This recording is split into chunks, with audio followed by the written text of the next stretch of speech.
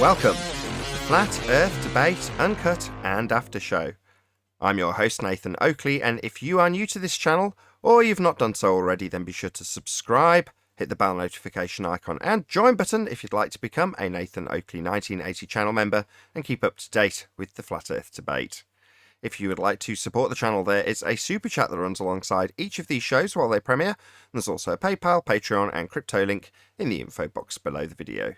Speaking of Patreon, I'm going to do a quick shout out to all of you who do support me on Patreon. So a massive shout out of thanks and appreciation to Mel B. Styles, Troy Shuker, Bose Nail, Samson, Maris, Mobile Max 777, Neo the One, Rob W, Open Minded, Reese Pound, Dal West Watson, Mike, Muted, Dick Earth Skeptic, NA Literalist, Maria Neelands, Unbelievable Productions, Blue Ridge Ranger, Rob H, The Real Gabster, Windrider, Liam Nedrick, Abraham Mohammed, Naibai, Adrian Quintana, Skeptic936, Life is Short, Fireball X, TheFlatEarthChannel.com, Texas Mike, Edwin Johnson, Kirsten Smith, and David Wayne Foster. So another massive thank you to all of you for supporting me on Patreon. I'm going to raise the mic on whoever is in Discord and Google so you can enjoy their conversation while I set up for today's live show. Okay, so like the interview is going to happen in the house, you mean? No. No, okay.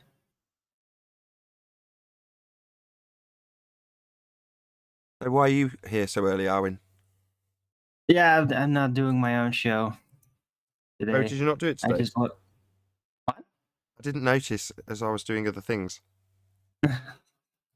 That's fine. No, I just I kind of had a rough night. Just couldn't sleep. Had all kinds of body issues. Weird. And yeah, so I just slept late a little.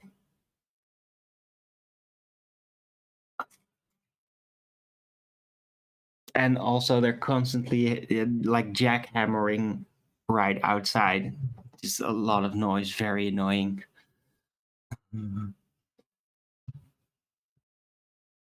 You're fishing in the wrong place for sympathy. I've got 2 kids. I haven't slept for more than a couple of hours for the last 3 or 4 years. That Okay. sounds about right. Yeah, so I get like terrible skin from lack of sleep. You know, like people in the chat are like, what are you eating? It's like, no, it's not like that. I'm just exhausted. Sod off.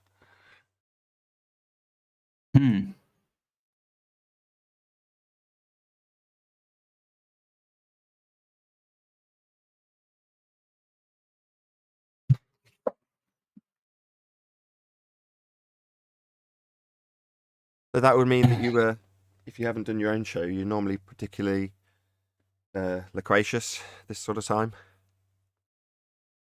Loquacious? Chatty. What? Chatty. What? No, it's like pulling teeth. I take it back. I don't know that word. What does it mean? It means chatty. Oh, right, and that yeah, I'm not chatty at all. That yeah, just bad things, you know. When I stay awake, it's usually because just nightmare things start to haunt me or something. And normally, I don't have too much trouble with that. Yesterday was like weird situation on Infowars, and I do keep following it. And Alex Jones just went completely full in satanic description shit again, and all that. And I was not prepared for that. Oh yeah, it like I feel like I got grappled yesterday for my peace of mind by him, because I was all anticipating like Steve Pacenic coming back on. Because there was like a weird situation with him. Yeah, probably don't care about that. Last time he came on the show. And then, yeah, Alex just started to talk about really fucked up, disgusting things like right before his interview. So I was all anticipating, then he rolled all that shit. Probably not the only one suffering under that. It's, yeah, every time he does that, like it starts echoing in my mind, just terrible, terrible things that you don't want to think about constantly. Ugh. And I don't want to tell it on a show either, you know?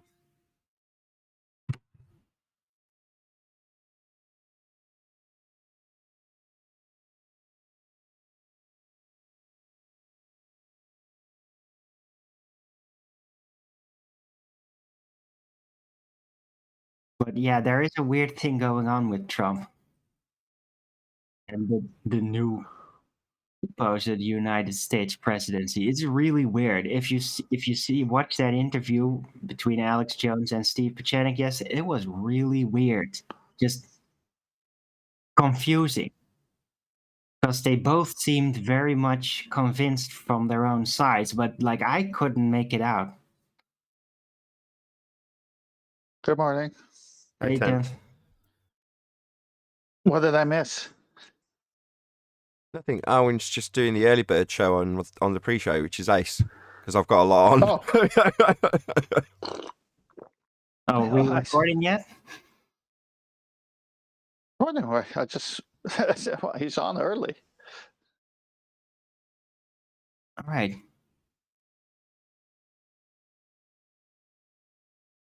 I just thought I'd pop by here. Yeah, if we're already recording, then I'm just not gonna talk about it. You just have to watch it if you can find the stomach for it. Watch what? Alex Jones Oh, okay. from yesterday.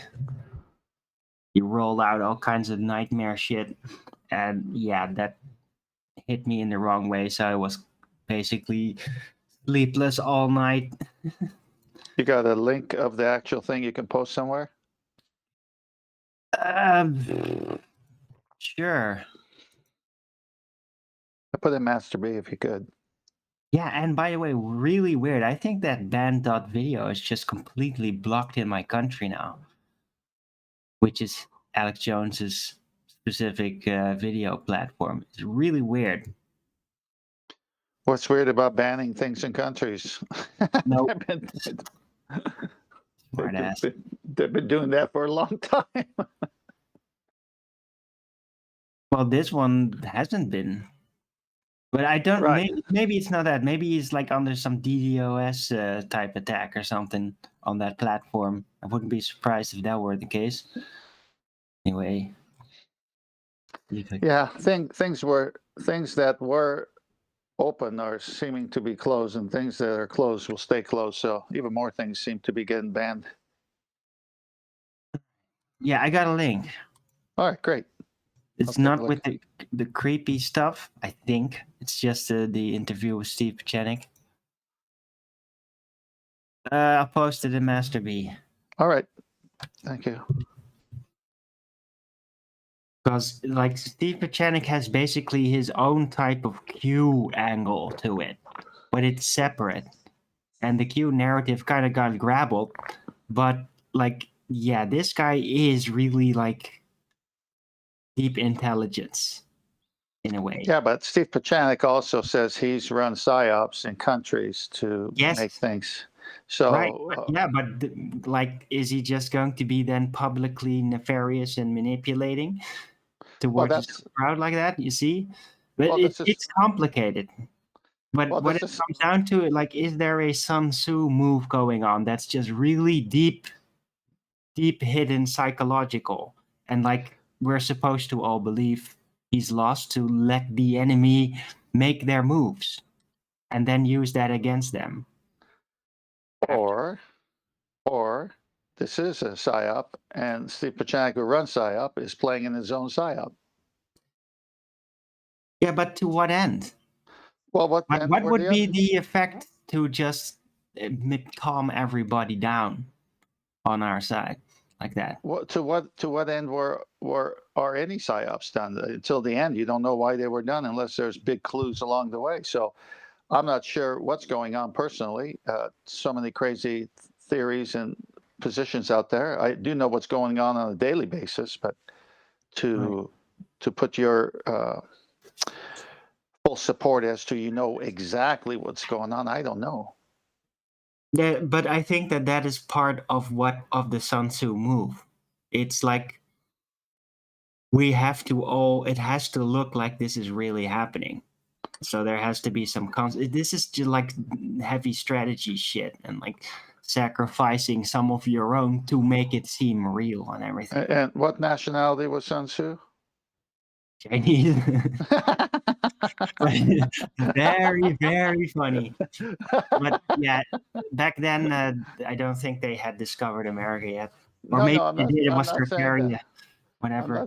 I'm not saying what you thought. Maybe Sun Tzu was actually just had a Chinese name. Maybe he was actually American from the Tartarian Empire. Remember, which reached all Well, the way into America. So got you there. no, I got you. I went deeper. I went so deep into Sun Tzu there that Sun Tzu is setting up this through the Chinese. So the Chinese Son are. of a bitch.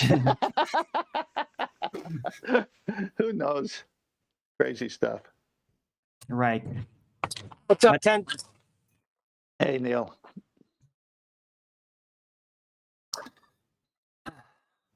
But whatever is going to happen, whether there's going to be a sudden switch at the end, we're going to just have to all sit through the shit, as it were, Well, I'm as it sitting. is unrolling.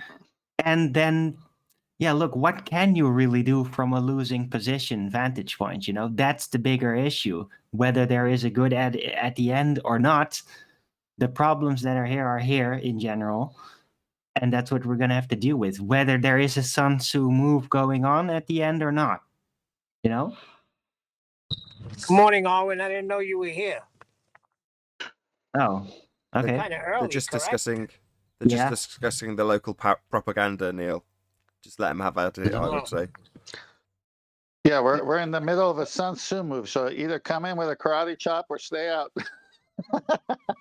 Who? Sun Tzu? I'll do as I please. Maybe Neil. Sun Tzu, you say? Sounds Italian to me. Maybe Neil knows him. There we go. The Sun Tzu. Give me the Sun Tzu with extra pickles, please. No, we got Any we got evidence for a distance to the Sun Tzu? What? I was going to say, we're not live, Arwin. What are you doing? And then the joke hit me. That was a frying great. pan. That was great, Arwen. So here, rumors are flying from the military is going to take over any minute. Biden's really under house arrest. To anything crazy you want to throw in. So all kind of disinformation is flying from every corner. So I'm hearing it all, and I'm just sitting back waiting to see what Sun Tzu's going to do. Hey, time out. How come when I bring politics up, I get shot right down by Mr. Nathan Oakley? Is there something personal going on here? I think you're We're trying to on turn it into Arwen's something show. personal, This is Neil. a Yeah, Sun Tzu you're move. definitely trying to turn it that way. I've just got a lot on, and I've encouraged Arwin to be chatty. And while I'm doing other things, unfortunately, yeah, I could step in and stop doing the things I'm doing to stop him being political, but I won't. Political? Political? What the? Oh, that was a Sun Tzu move by Nathan, Arwen. Don't fall for it. How? We're just discussing the That sounds more propaganda like of the a straw day. It's man. all good. Normally, if I've said that, I drop that in, Neil. In other words, where I tell you, I'm a bit more stern with you, Neil, because, no offence, I think you need a bit more telling. You know, you're addicted to the propaganda. Wait, try to say I don't listen the first time. I'm not saying you don't listen. I'm saying that the propaganda and its lure is strong with you. That's all I'm trying to say. Oh, I'm naive. I No, that's not what I said See? either. No, not No, naive, no. passionate. Okay, See, equally. Arwen? Hold See the on, Sun Tzu Owen. move? Let me just I will justify never this. fall for that nonsense again. No. I was going from station to station, believing in nonsense that Trump would prevail. And what do I get? Sleepy Joe Biden. I'm done. It's not over yet, Neil. Don't give Well, up. in that case, now Oh, given you're that kidding me, statement, right? you are thoroughly, normied up with the propaganda, as far as I can tell. I was about to, and I'm glad I didn't now, compare you to JLB, who looks at as much propaganda as probably you do. But you're fully immersed in it, Neil, and that last statement demonstrates it quite admirably.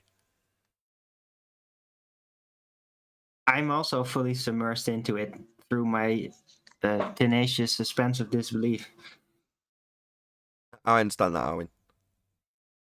It's different Well, with Neil. I know Sun Tzu personally, so I know what's going on. You're not that old man. I've read the book.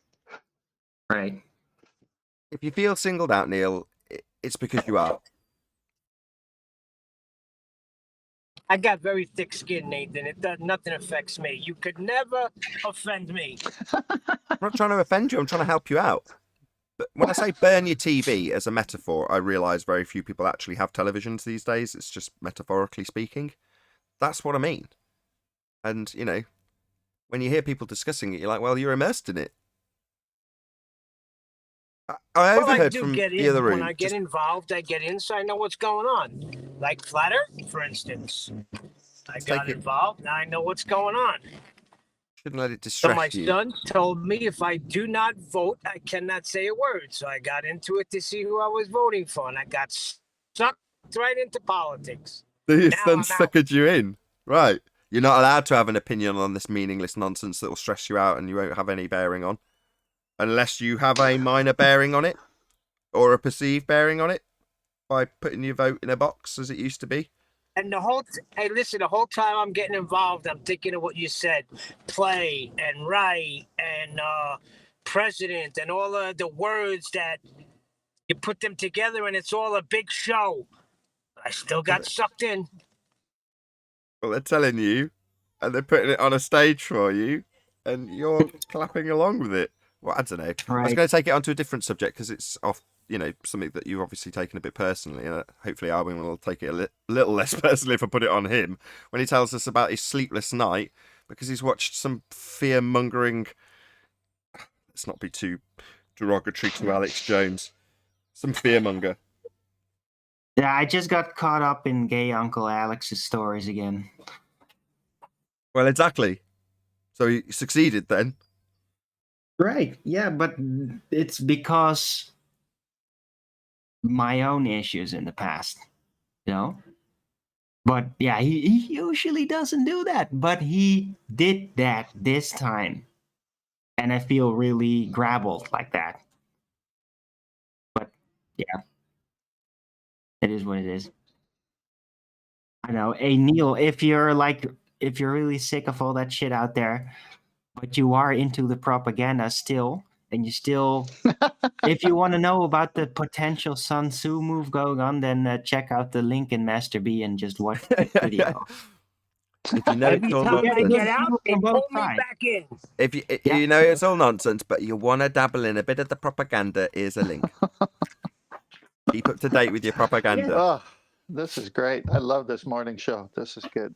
It's because I Yeah, went but to it. I This is mean, normally if you're going to be tense over it, then you might just as well just have that tension a little bit more crystallized.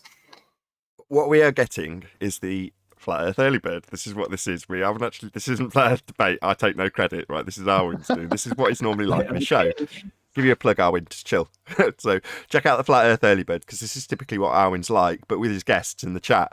So Arwin has now superseded or surpassed. That's the right word. Everyone in terms of his ability to interact with his chat with epic effect. Sometimes it's very amusing for the good reasons. Let's not put down Owen. So check out Flat Earth Early Bird. But we're being privileged with having a Flat Earth Early Bird because of, well, let's not beat around the bush about it. Alex Jones' fearmongery has given Owen a sleepless night, and now we're privileged to get the Early Bird show on this show, which is great for me. Well, when you put it like that, yeah. When you put it like that. I remember when Nathan came in, what was that segment that you had a while back ago, and I cut a little video on it from Rhetoric to Trench from the producers of Jaws. And he went on with some. It was awesome. Remember that?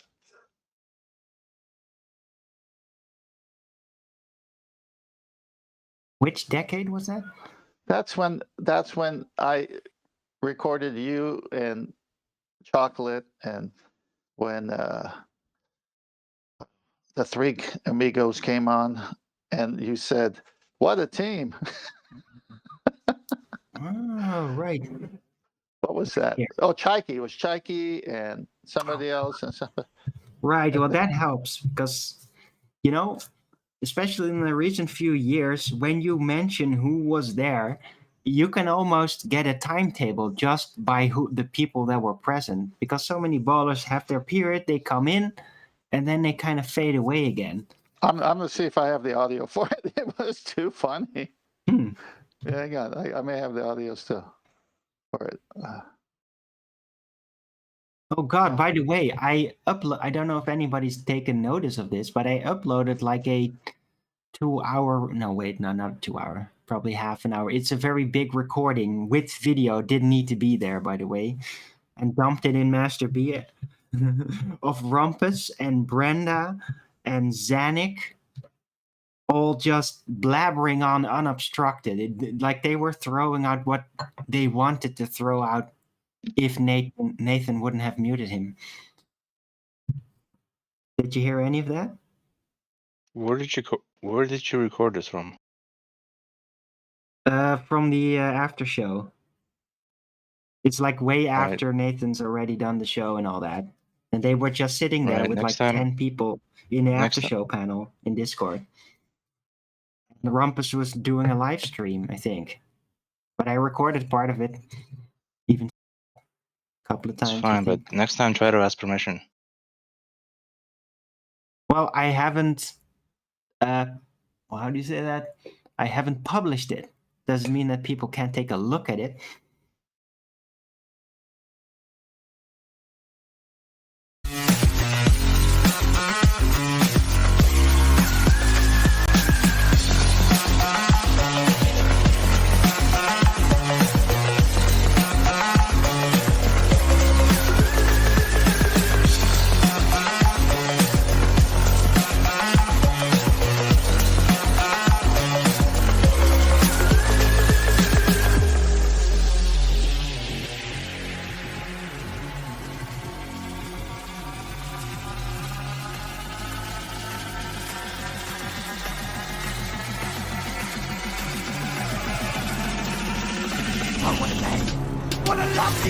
Welcome to Flat Earth Debate Live.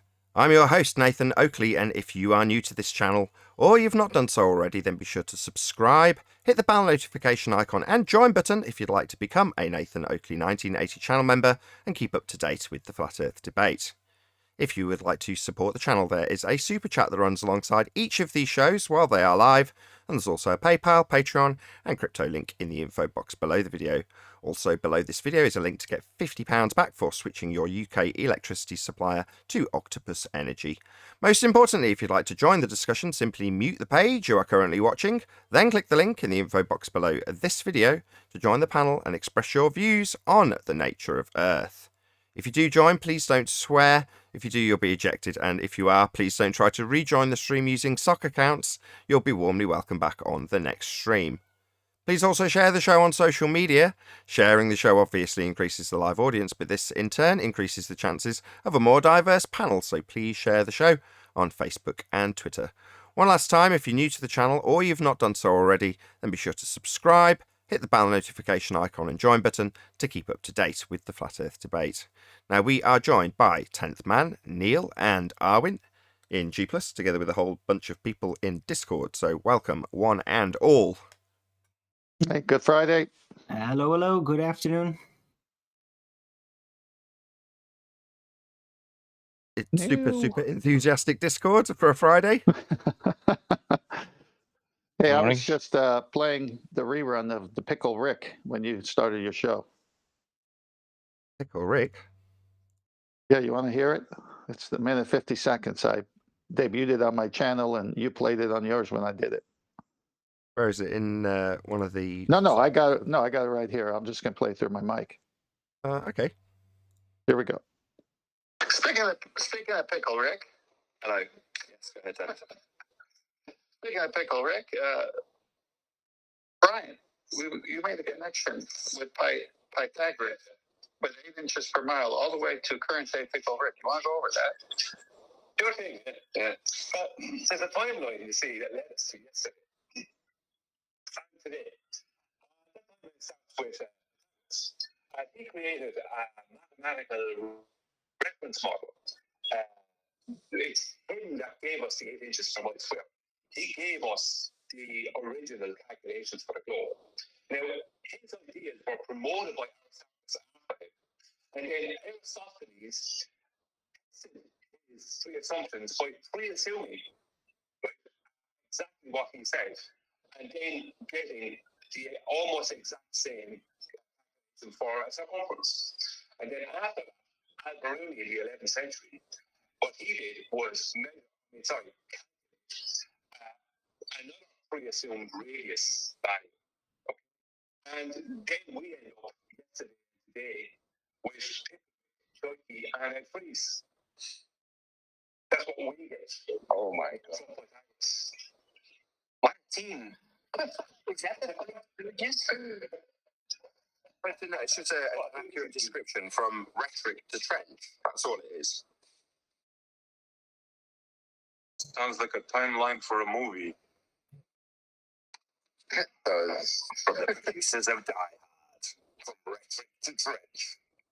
Soon.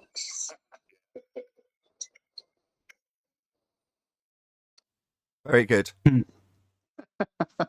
Classic show. I remember, yeah. Very good stuff.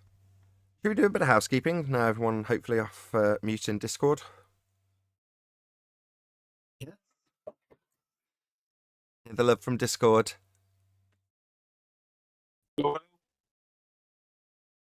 Hello.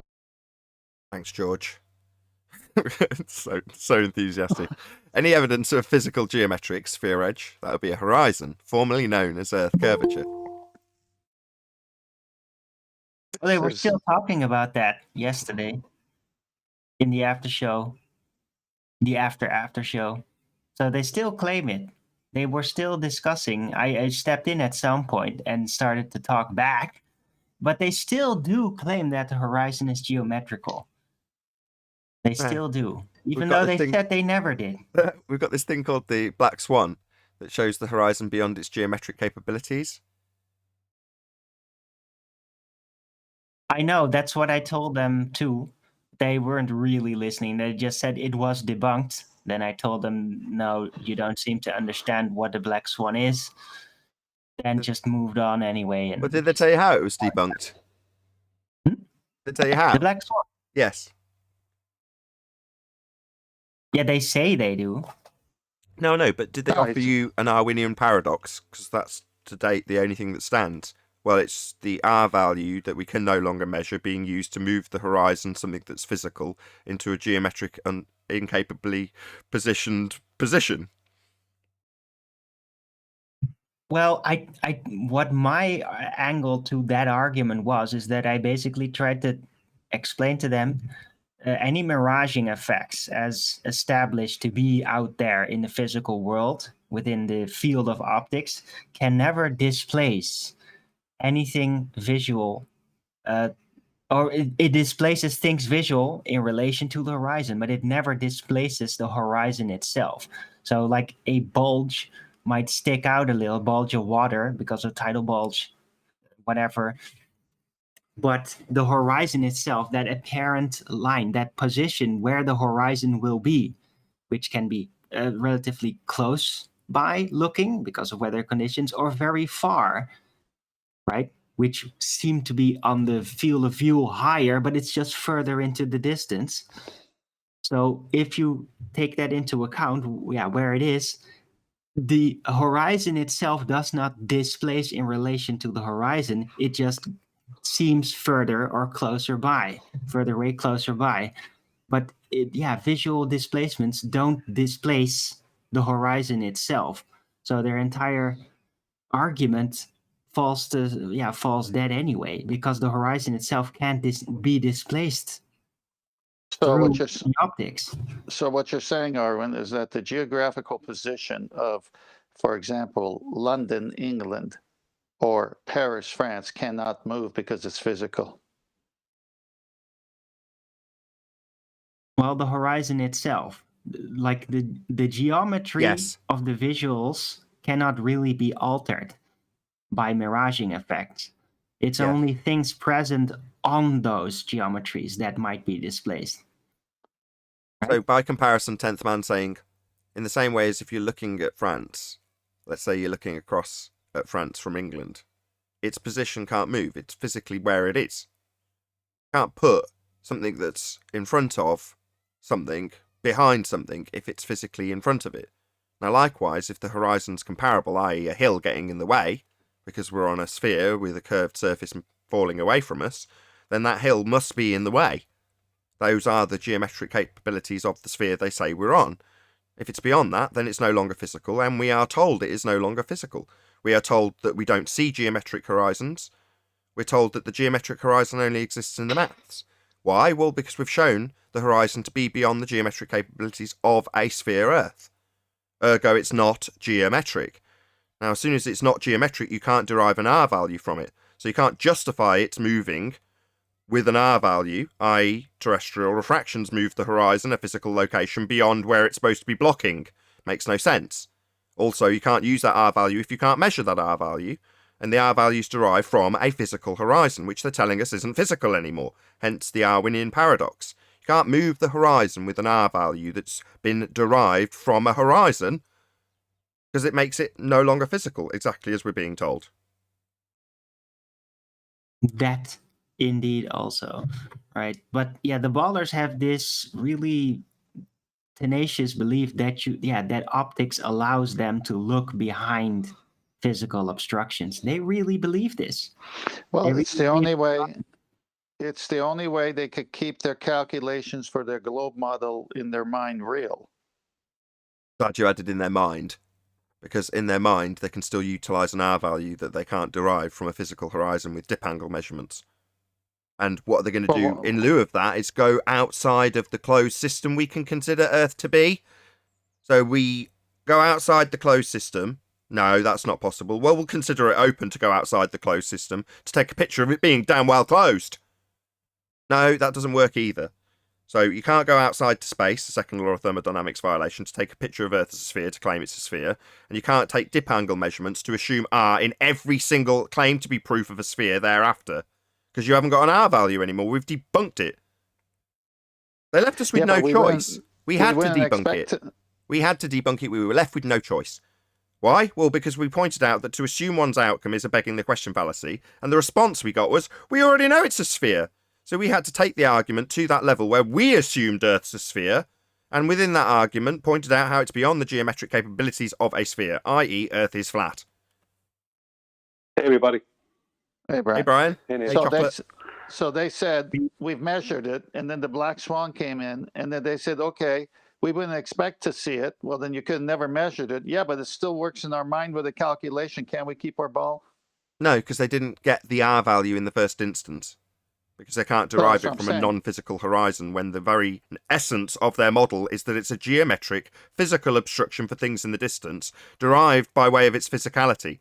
So to then throw their own claim of geometry under the bus by saying we don't see geometric horizons, when that's the very thing they're claiming, is in essence the end of the claim we're on a sphere. Yes, that's my point. So they just want to keep it alive in their mind as a fallacy, but they just don't want to let go of their ball. Nathan's question to Arwen is the question, and I've heard QE ask it too. And I've asked it, and we've all asked it often.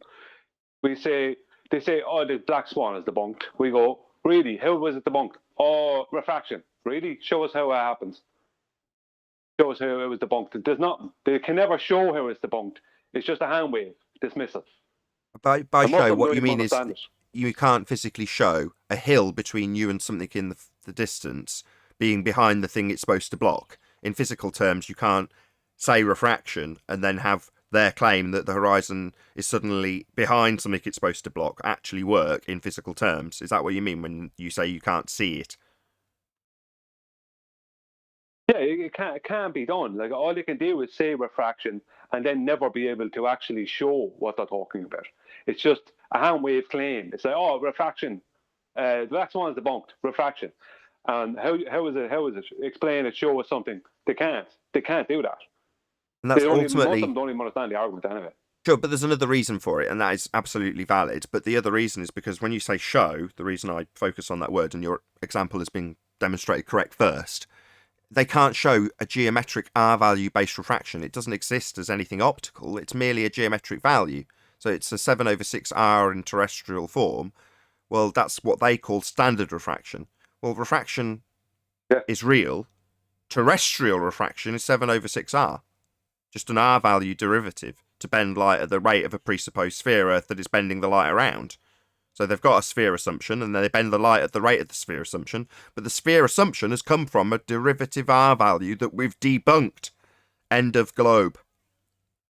Yeah, I mean, the very refraction, their standard refraction, terrestrial refraction, that involved them actually seeing the thing that the refraction says you can't see. You know what I mean? That is the paradox. It's like all they can do is hand wave it away, and say refraction, hand wave it away, and it'll work with people who don't know anything about it, but it won't work with someone who does. Yeah, it's the end because their refraction requires the very thing that's been debunked, which is the r value. So you can't suddenly appeal to 7/6r when we've debunked r. So refraction, well, no, you don't have terrestrial refraction. And that's the refraction you must utilise. That's your assertion that we're on a sphere. That's the thing you're claiming. If you move to optical, anything, suddenly it invalidates all of your Earth curve calculators that don't have optical anything in them. They're all side profile. That's an orthographic representation we fondly call Muppet vision, where the side of your own head's in the shot, along with the target on the right or left side of the page, and a straight line drawn between the two, with the only assertion of the thing getting in the way being the Earth curve obstruction that is assumed in the calculation with the r value. Well, where's that r value come from? It used to be the case that we just said, well, we're just assuming it. Well, that's a logical fallacy to assume the thing you're trying to prove. If you've already got an r value, how is this proving the r value? You've already assumed it. Well, we already know it. Hence, we end up with modus tollens. Okay, we'll assume it with you. If the Earth's a sphere, radius 3959, then every distance to horizon can't be any more than 1.2 times the square root of the observer's height in feet, because that's what gives you a geometric horizon. Now, if the distance to horizon is in excess of that, you've no longer got a geometric horizon, and we've demonstrated that, and will be demonstrating it forevermore. They'll always be labelled as they are, black swans, because a geometric impossibility is demonstrated, destroying their assumption of an r value, which they used to justify with, well, we already know. No, you don't. You measured an r value by way of a dip angle to a horizon you assume to be physical, and horizons are not physical. They are apparent. That's appearing, but not actual. The not actual position where the sky appears, redundant, to meet the sea or ground. Well, that position is not a physical sphere edge. And we're being told just how non-physical it is when we put the black swan argument to anybody who's prepared to listen without hand-waving it away. Well, we don't see a geometric horizon, they tell us. The geometric horizon only exists in the maths, they tell us. We wouldn't expect to see a geometric horizon, they tell us. Well, that's your claim. You're telling us we wouldn't expect to see your claim of Earth curve then, because that's what geometric horizon is. The very thing you tell them at the start of their merry dance through this sphere belief, they should identify at the very start of their arguments. It all starts with the horizon, because the horizon in a globe model is a physical geometric sphere edge. Physical. Blocking stuff. Well, no, it isn't. We've debunked it with the black swan. And debunking the horizon as a physical sphere edge debunks your ability to derive an r value to assume every single claim to be proved thereafter. Globe's dead. Earth is flat. Yeah, they wouldn't expect to come up with any evidence for a globe. That's what I tell you. Yeah, we wouldn't expect to see a geometric horizon. We wouldn't expect to see Earth curve, is what that translates to, because the geometric horizon's Earth curve. I like the Well, way you've said- Brian said it. Makes sense. Yeah, they wouldn't expect to see any evidence for the globe. Yeah, that's what it sounds like. Well, Neither would Nathan we. said in the past, they look at the Because of stars that. and they... I'm sorry. Sorry, no, it's my fault. No, I said, Nathan, I think if I say it correctly, or Nathan, just correct me. You've said in the past, they look at the stars and try to make sense of it, and so they reify it into that we live on a globe, something to that effect. A philosophy. That's what it is. The heliocentric model is a way of understanding the movements of the lights in the sky. Well, you can expand the model out, you can change it, you can vary it. It's got various different properties that have scaling ability. Well, you can change the distances, for example. Change the scaling value, make Venus a bit bigger, make Venus a bit smaller, whatever you like. But ultimately speaking, Right. It's just a way of describing those movements. It is a philosophy. They tell you it's a philosophy. It's the heliocentric model. So what did that one guy say to Mitchell from Australia? At best, you've proven what? So he changed it, the radius of the Earth. At best, you would have He said disproved the it radius. debunked it. No, it's Mr. Sensible saying, at best, you would have debunked the radius. Well, then he changed it because it's not where it's supposed to be, and now the radius of the Earth is further than where the Moon is. Well, Mr. Sensible hadn't been around long enough to realise the basis, the foundation, the cornerstone, whatever you want to call it, of the heliocentric religion is to assume R. Well, if you debunk where it's claimed to be attained, then you don't have any claim to be proof of a sphere anymore, because every single claim to be sphere proof starts by assuming R. If at best you've debunked that, then we've at best debunked the entirety of the heliocentric worldview, because it's all based on R. How did that guy say it? That we'll what never are? see Earth. We'll never see Earth from NASA's perspective, like from up in space. You'll never be able to see that globe. Who was that said that? Matt Powerland. Matt Matt Powerland. Boylan. You will never get Yeah. this perspective. You will never get this view of the Earth from space. Well, we would expand on that and say that you'll never get to space because space isn't real. It's a second law of thermodynamics violation. But at the time, he was pointing out that the vision they give you in the form of the painting that is the blue marble, very similar to one of the paintings done by one of the original astronauts. I forget which one was the painter, but photorealistic painting was one of the skills of one of the original astronauts. Anywho, Michael Collins. was it Collins? Michael Collins, yes. Yeah, so if you look back through his artwork, he's drawn several blue marbles, very realistic ones as well. I didn't know until recently that he was as good as he actually was. So it's very high likelihood that the blue marble was done by him. Anyway, when they present that to you, Matt Powerland was pointing out that you will never get that view. That's not something attainable by mortal men. Now, we expand it out because the gas would expand out into that space if it was real, and we'd all be dead. So the place they claim to have taken the picture from is also fake. Can't get to a second law of thermodynamics violation. There is no such thing as outer space. The sky vacuum is not real. It stands directly in violation of natural law. So not only will you never get to that view because NASA's the only one that can get there, NASA have lied about there being even a place to get to. But we were told that for all practical uses, it's closed. Yeah, trim that out. No, Just practically. It is a closed system, and we know that because it's open. I trimmed out. Yeah, well, I trimmed out Rumpus's doublespeak, which got a lot of comments. People saying, "Wow, this is a high example of cognitive dissonance or Orwellian doublespeak." It's like, yes, absolutely, that is precisely what it is. But I also got lucky with Sean Hawkins and got his dumbfounded reaction to it as he doublespeak and muttered his way around the fact that he's got a complete contradiction on his hands. And yeah, that is the literal situation. Obviously, it was littered with ad homs and attacks at me. But I know the reason why he's had to express his pain through that video, because he's heard the contradiction doublespeak and gone, well, yeah, you just don't understand the doublespeak contradiction. It's like, no, I do. I'm highlighting it. But nice that you can reiterate that from the point of view of someone who's heard Rumpus just tell him, we consider it closed. Then that's going to scramble his brains for a little bit. And then a little relief will come in the form of the contradiction. But it's open to spaceships to take a picture of it being closed. And he's gone, yeah, you don't understand, idiot. It's like, yeah, great. Yeah. Tell me all about the contradiction. Reiterate the contradiction. Tell us how you understand what closed is and how it's closed. But things can get in and out of it. Wonderful. Absolutely priceless. Maybe we should look at Michael Collins' painting of the Earth a little bit more closer. He might have painted in a valve or a hatch somewhere.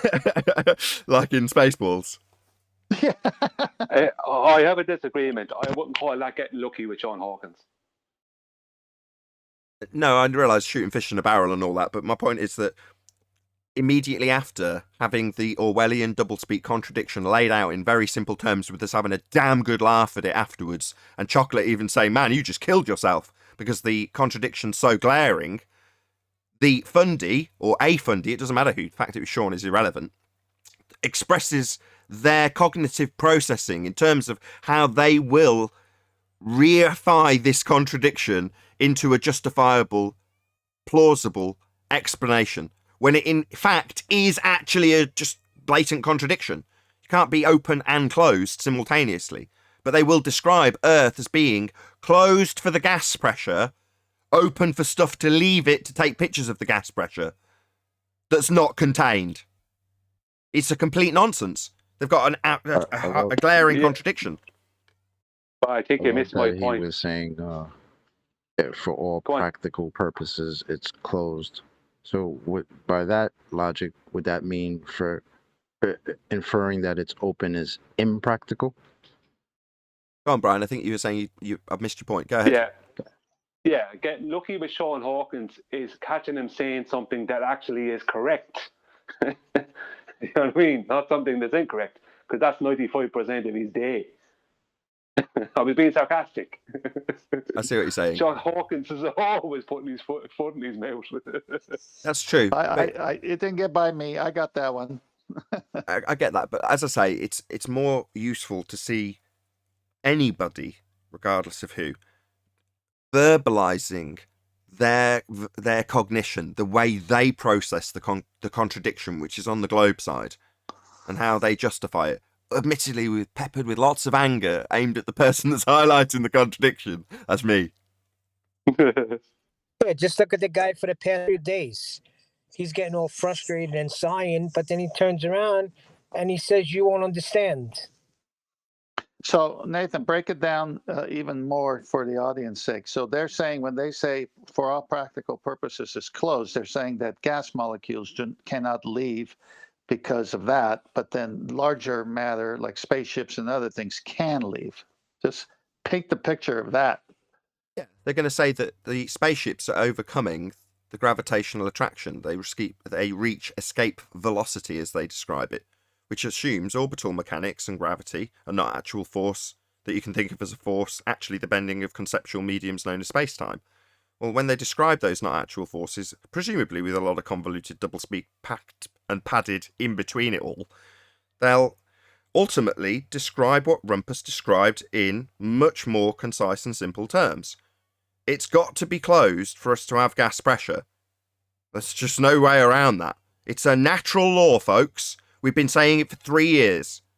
Well, when it comes down to the brass tacks of how they're actually going to describe these things, they're going to have the containment, the volume, described up into the Kármán line. Well, up into the Kármán line, for the amount of volume that they calculate as the pressure, ignores the fact they don't have a container around it. Well, in those circumstances, they're going to be considering it closed with a given volume. Well, that given volume doesn't exist. The actual volume is the volume of space the gas can occupy. Well, that volume is the volume of space. Well, space isn't real because that would be the volume the gas would fill. And fill it must, it's natural law. But their fundamentalist religious belief of standing on a sphere stands directly in violation of natural law. We can't have gas pressure here if there's a sky vacuum, because the sky vacuum would simply be a space for the gas to fill. And fill it must, it's called entropy. That's why that's still my favorite. I know the Black Swan, it's a killer, but gas pressure out of container is still my favorite. It's part of a trilogy. My favorite is It's part of a trilogy. Because the Black Swan kills the globe. They're all gas equal, pressure right? Without a container kills space. All three arguments are equal because there's 3 aspects to the heliocentric model. Aspect number 1, we're spinning. 15 degrees an hour rotation of the Earth. That's what they claim. That's part of the model. So you've got to debunk it. Well, that would give you Coriolis deviation. That would be things drifting away in an inertial reference frame as you turned underneath on a non-inertial reference frame that they're claiming. Now, what do you know? They claim we do have Coriolis effect. We don't. Nothing's drifting away at 15 degrees an hour. It's demonstrably true. And at trench level, we argue all day about how we don't see drift. Because we don't. It's just that simple. There is no Coriolis effect. So that's one aspect. Now, I could easily argue that is the most important aspect to argue. It isn't. It's equally important to gas pressure without a container, sky vacuum's not real, automatically debunking all claims from that fake place called space. Useful. But then we've still got the overall claim, Earth a sphere. Well, that gives you Earth curvature. They claim it's the horizon. They claim it's a physical geometric sphere edge. Well, that's debunked by the Black Swan. And in my view, that aspect of the heliocentric model is the primary aspect of the heliocentric model. It's the thing that people go to first. We're on a sphere. Well, that's debunked with the Black Swan. Nathan, are you starting the show? Am I what? We started the show, buddy. Yeah, The we're already show. live. Oh, the show is on and all, is it? Yeah, we're live. We've been live for about the last half an hour. Oh, I didn't know that because I joined before 2 o'clock. I didn't realize you started early. I was kind of going, Jesus, Nathan's up there completely forgetting. Sorry. Yeah, I'll I'll also say be it, finishing early. Really? So, just so you know. It's my fault. That's all good. We've got one housekeeping question. I like these kind of shows. Half an hour on one housekeeping question is my favourite kind of show. And excellent Mhm. summaries, by the way, today by you, Nathan. So clip it out for us to share. Agreed. Excellent. Oh, right. Fair enough. I'm blushing. Hey, deserve a few compliments. Thank Mr. Sensible. At best, we've debunked the radius. Thank you, Mr. Sensible. Yeah, thank you, Mr. Sensible. I can't Much wait for the obliged. next stupid quote. Thank you for laying it out exactly as we wanted it to be laid out, that we've debunked our... It's amazing. We debunk R. They agree we debunk R. They don't know the ramifications of what that means. Any evidence of axial rotation? The Earth-based variety? Of the Nonsense. Earth-based variety, 15 degrees. Got it? Yeah, where's the drift? We don't see it. There isn't any. You can't move in a straight line upwards without But being influenced by Coriolis. I must say, as I've been watching football, every time I do see a field goal kick the ball, it does curve. Yeah, that's because his foot hit it on an angle, Neil.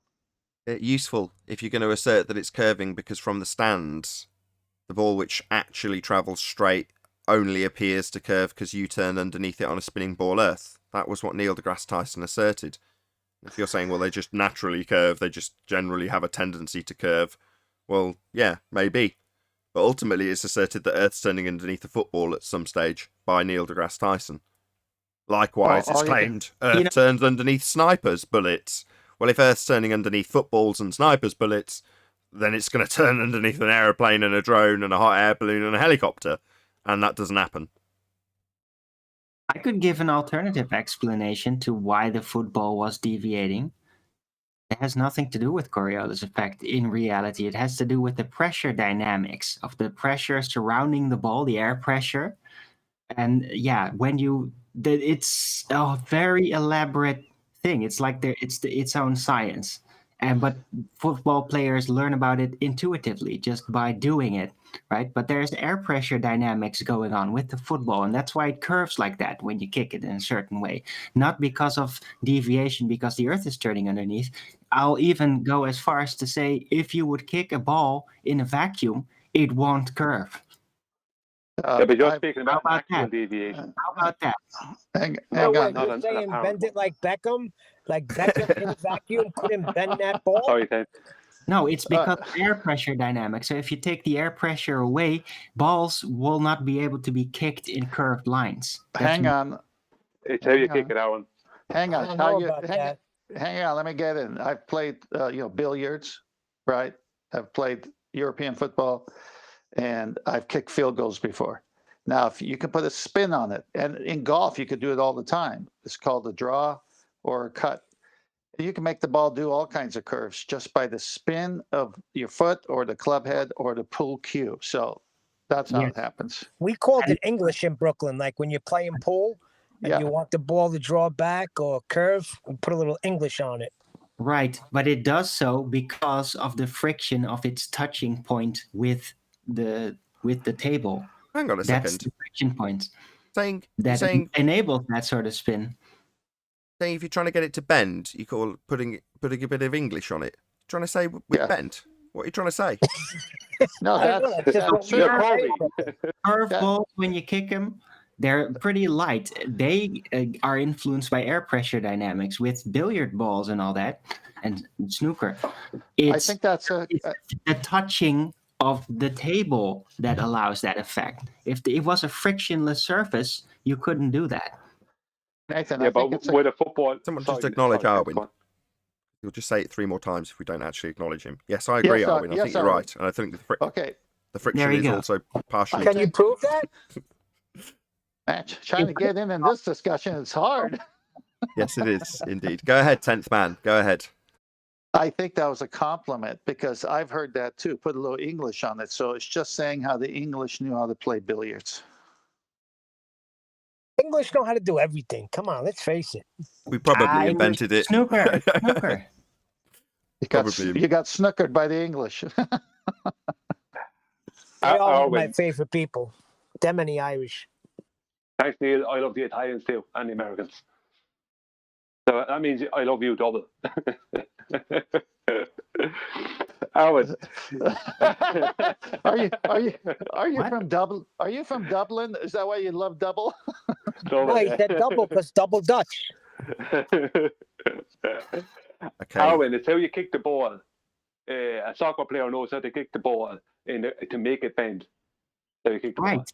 But what's actually causing the bending is the air pressure dynamics that happen with the ball spinning within the air.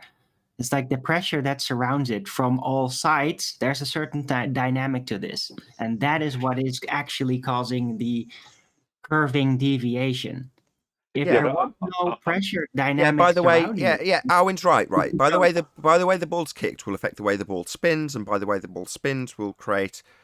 I think it's like a Magnus effect. I've forgotten the term for it, but you're going to create different pressures on different sides of the ball to create it curving by way of the way the ball, as it spins, interacts with the air. Arwin is correct. yes. Correct. And so's Arwin is Brian. correct, and That's we down just to how you need kick it. Arwin is correct, and we just need Arwin to demonstrate it in the vacuum.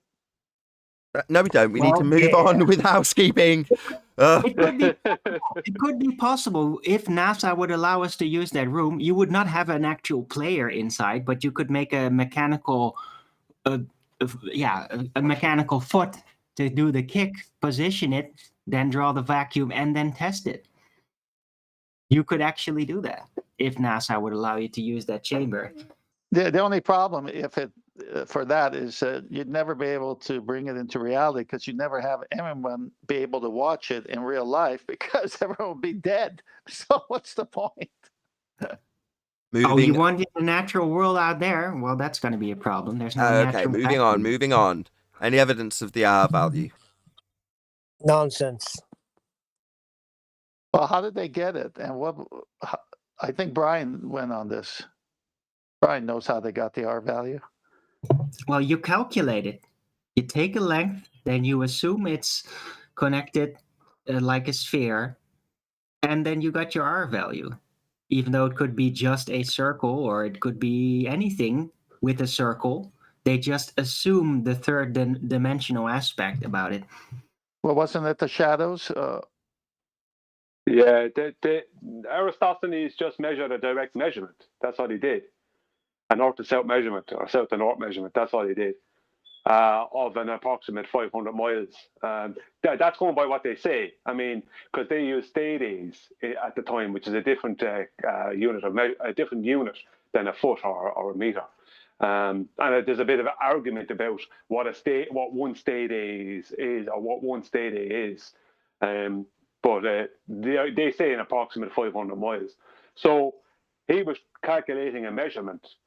So unless they can come up with some original source material that proves that he was pre-assuming a sphere, then he just done a straight line measurement on trying to calculate a diameter of a flat plane using the latitude and longitude.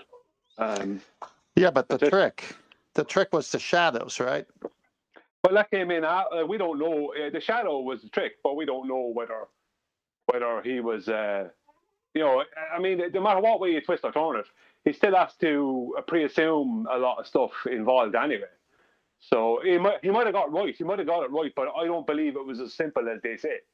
If you know what I mean. No matter what, if he was really existed and he was able to do that and actually get a correct measurement, if he was actually able to do that of 500 miles at that time, then either they had a lot more, let's say, facilities at their disposal than we're aware of, and he was a lot, or he was a lot smarter, and done it in a very different way than what they say. Because what they say is just pre-assuming, because you don't have to do anything. You just have to, anyone can put out, do exactly what he did and add the mathematics to it, and it all works perfect. Well, that's You know what my I mean? point. That's my point. Everyone who uses the sextant does exactly that test. The sextant shows the angle to the light or the sun or the moon or whatever star. And in his case, they say the shadow shows that angle. So the sextant grabs the angle of where you are in relationship to where the sun is directly overhead somewhere on Earth, which is its zenith geographical position. So it works on a flat Earth exactly the way the sextant is designed to do it. So the sextant is a tool that shows the shadow of Eratosthenes, the angle. Well, yeah. I mean, in the end of the day, it's like they only have a claim of the Greeks being flat earthers. They have no actual source or globe earthers. They have no actual source evidence that they were. Well, They just took. I just want to say this part. The Greek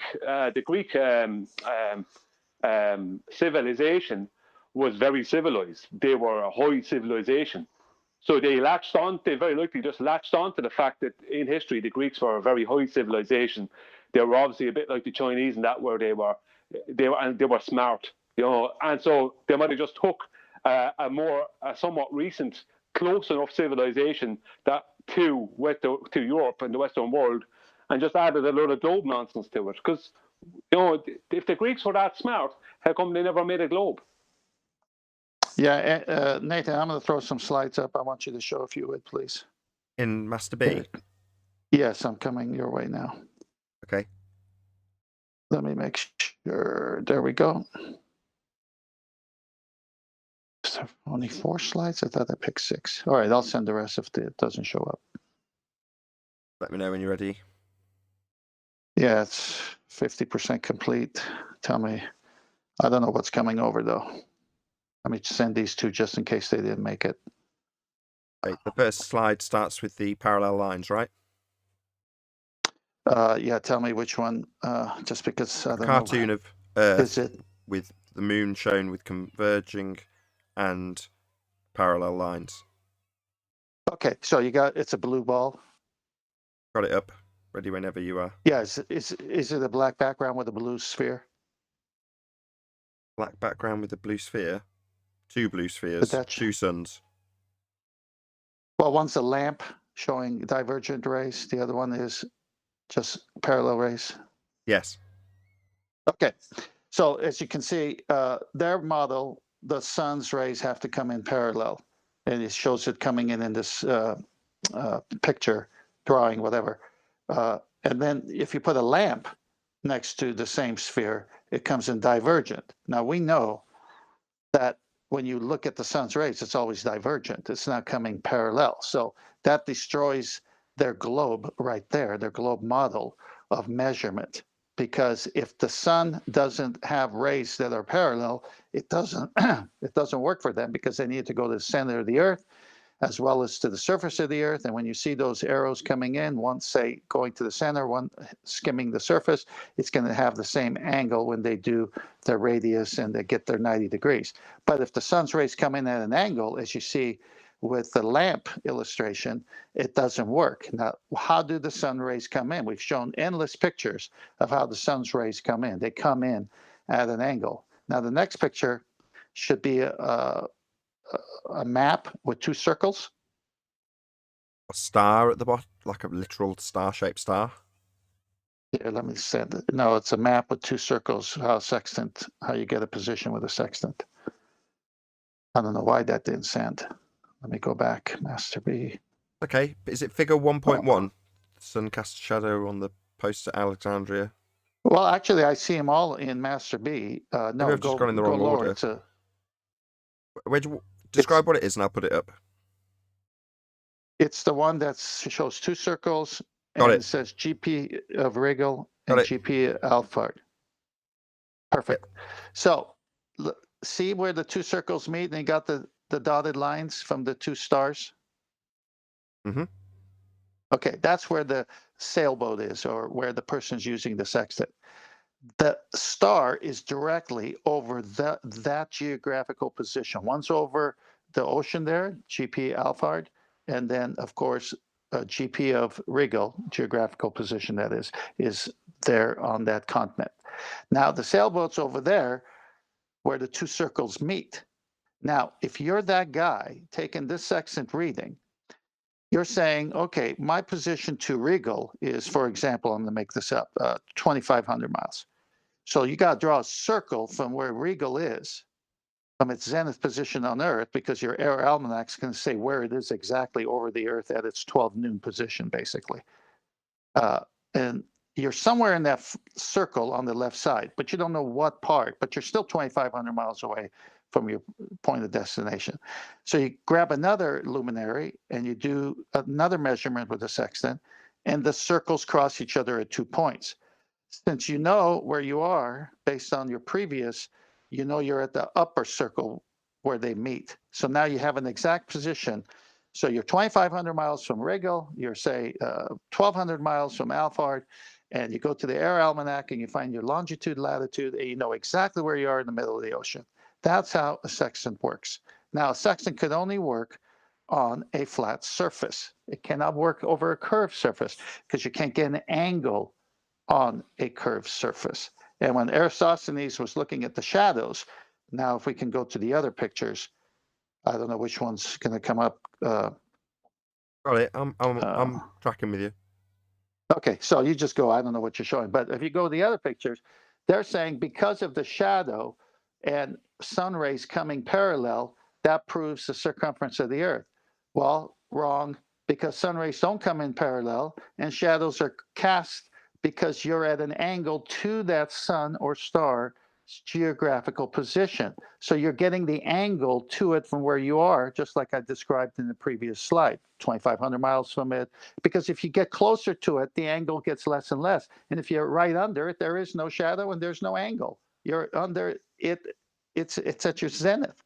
So that's how it works with a sextant. And a sextant has to work as a right angle protractor because you got to have the 0 and the 90, and where they two meet, where you are, that's your corner, your vertex.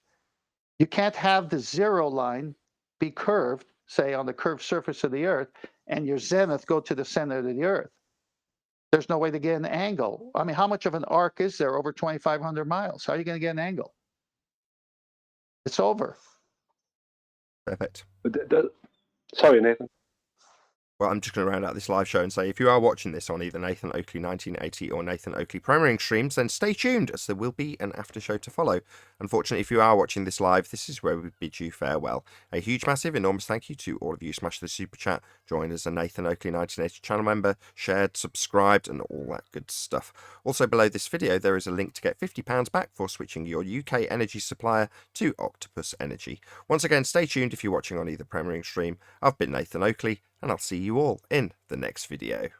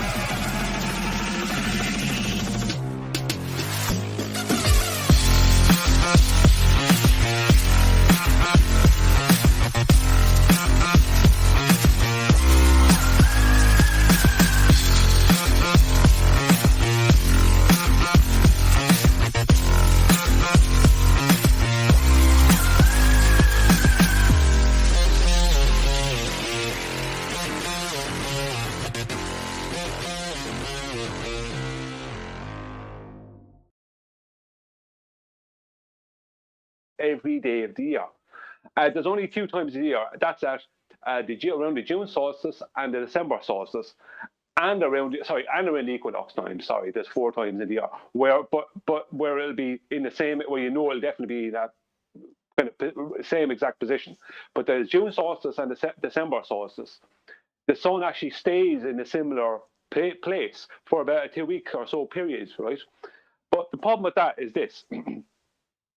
If they're working off a shadow at a particular time of the year, right, a particular date and time of the year, if you look at the movements, the different positions of the sun throughout the year, right, away from the equinox, then how are they calculating for all those shadows? Because that one shadow might be the very thing they need to create or to back up their supposed claim of a radius measurement. Right now, they didn't get a radius measurement. It's a pre-assumption. But the thing is, they're using that one shadow. But what about the shadow on, let's say, the 5th of, let's say today, the 5th of February? What about the shadow in Greece, where Eratosthenes was, in Alexandria, Cyan, or whatever? What about that shadow now today? Would that support the same measurement? So it's a bit like the radius, isn't it? Yep. Yeah, it's a bit like the radius. Is they have to pre-assume a lot of stuff for that shadow on the equinox to match their supposed, radius. So they're starting with a particular shadow and they're making a radius off of that. But what about the shadow a month later? What about that shadow? Because that's going to be a different type of shadow, a different length of shadow. So exactly. So Nathan, I've got 4 more pictures if you want to put it up. I'm still on the one that's got the curved Earth with figure 1.2. Which one do you want next? The new 4 I just sent you. In Masterbee. So we're starting with the one that's got a star and a colourful Earth, right? Yes. Okay. Yeah, we're going to start with the color picture first. So here's something. Here's the star. Notice the red line. That's the zenith position of the star, also called the subpoint. So that's directly over the Earth, and that's normally 12. Broke up. Lost you. 10th. 10th. 10th! Maybe he found a way to the 4D world. Maybe it's gone into the 4D world. Well, there we go there then. He might have some internet issues. Well, while you're there, 10th, figure out the orbit of Mercury. Let us know when you get back, because we still can't figure it out in the 3D world. Thanks. Good timing. We've been joined by the Adam Meakin. Maybe his signal was eclipsed. Hi guys. Hey Adam. Hi Adam. We were in the middle of a 10th man presentation, but unfortunately he seems to have lost his connection mid-presentation. Oh, he's dropped now. Hopefully he'll come back. We'll see. We might launch back into a presentation, just so you know. What's he doing? I've not even seen the start of the show today. I'm just running a little late. Just been dealing with the police. The police? Oh, I okay? I had a bloke turn up with COVID symptoms, and we have to behave in a certain way, because if I don't, then if he does end up being positive, I have to shut the pharmacy down and send everybody home. So he just refused to leave the shop. So I've had to have the police come, and they ran off before the police came. Running a bit late, mate. Pain in the backside. Nonsense. Oh. Oh, it sounds it. Sorry you've had to be put through that, as goes to the rest of the staff. And the bloke. The bloke that's had his day stressed because he's come in with the sniffles, right? It's bloody 111's fault. He's rang them first, and they've said, oh, yeah, you need antibiotics, just go to the chemist, which obviously you can't do. So he's an American dude and all, so he's completely confused, and he's just got irate, raged, and I did use the fire. I'm afraid you're going to have to stop the ad hom, sir. So shout out Flat Earth Debate for you. Negating that, but yeah. Stop ad homming me, Mr. Customer. Yeah. No need. Just it's the world we're in, isn't it? It's a very stressed world out there, but I do feel equally sorry for the guy. Yeah. Like I say, it's 111's fault, telling him to do this, and then But for them not to have realised that if you've got a raised temperature, shortness of breath, can't breathe, cold, a raised temperature, that maybe there's a possibility that those symptoms fit and that you shouldn't be telling the person to go somewhere. So then they're disappointed when they get to me and I'm like, no, we have to deal with it like this. Not so, yeah. Bummer. Total But then bummer. you don't have to be a dickhead, do you, after that, and start threatening people and all sorts. That's the... No, there's no need for that. No need for that. But it does come kind of out of panic, you know. You're a great guy, Adam. It reminds me of when I was really sick last year, in October, was it, or November? And I tried to go to the doctor and was like, I haven't eaten in days. Can you please help me? And they were like, yeah, come back tomorrow. You know, that's just, yeah. Then I lost it. I just started cursing and all that. So there you go. I filled in with a health segment until Temps got back for you, Nathan. I lost connection, but I'm back. Welcome back. So, circle of altitude, you got that slide up by the free dictionary, Nathan? I thought you got transported to the 4D world. I gave you a shout out. Oh, thank you. I'm waiting for Nathan too.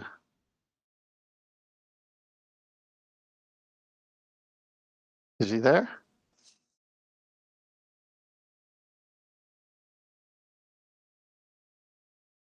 Uh-oh. Oh, we lost. No, we lost. Fill it up, Adam. That's it. Is he still alive? Well, yeah, I hear you guys, but not him.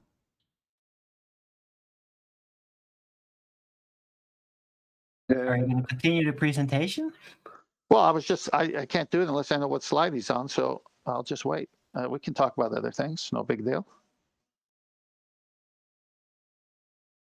As long as he's not doing the electric off slide. live as well. I think Nathan's gone totally. The live show's dropped and finished.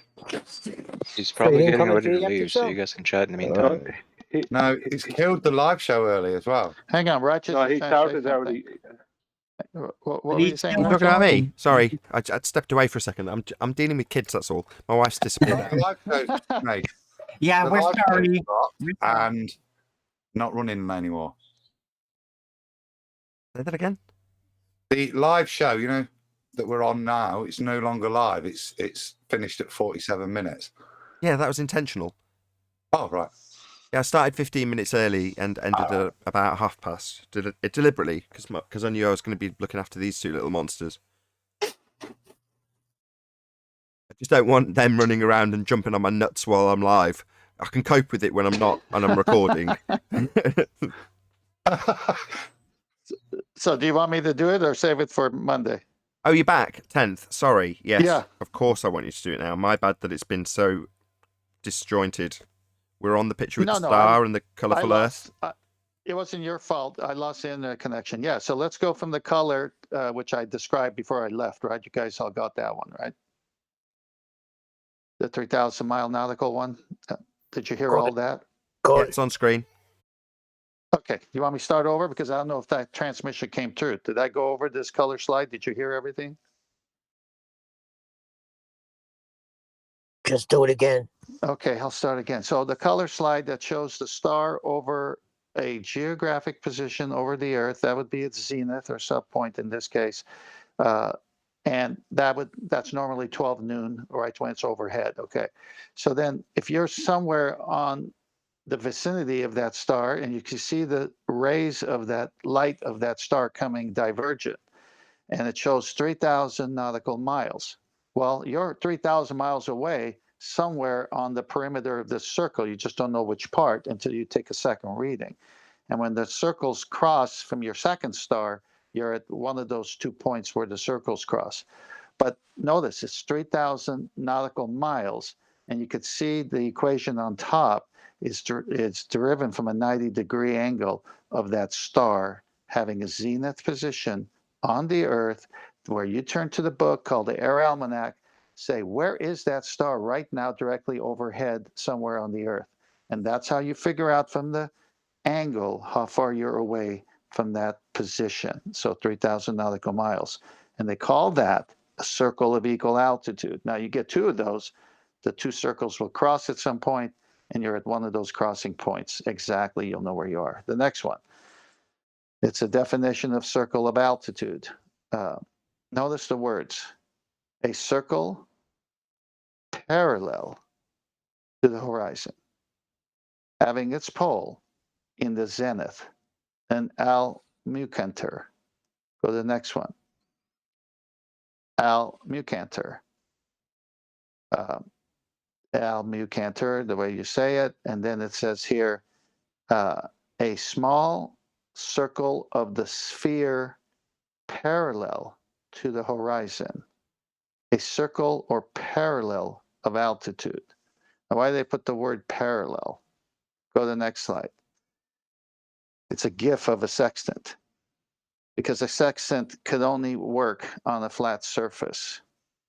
So at the end there, where the sun is coming down at the horizon, because the sextant mirrors allow you to bring it down to the horizon and figure out the angle to it in the sky, that can't work on a curve, and it's parallel to the horizon.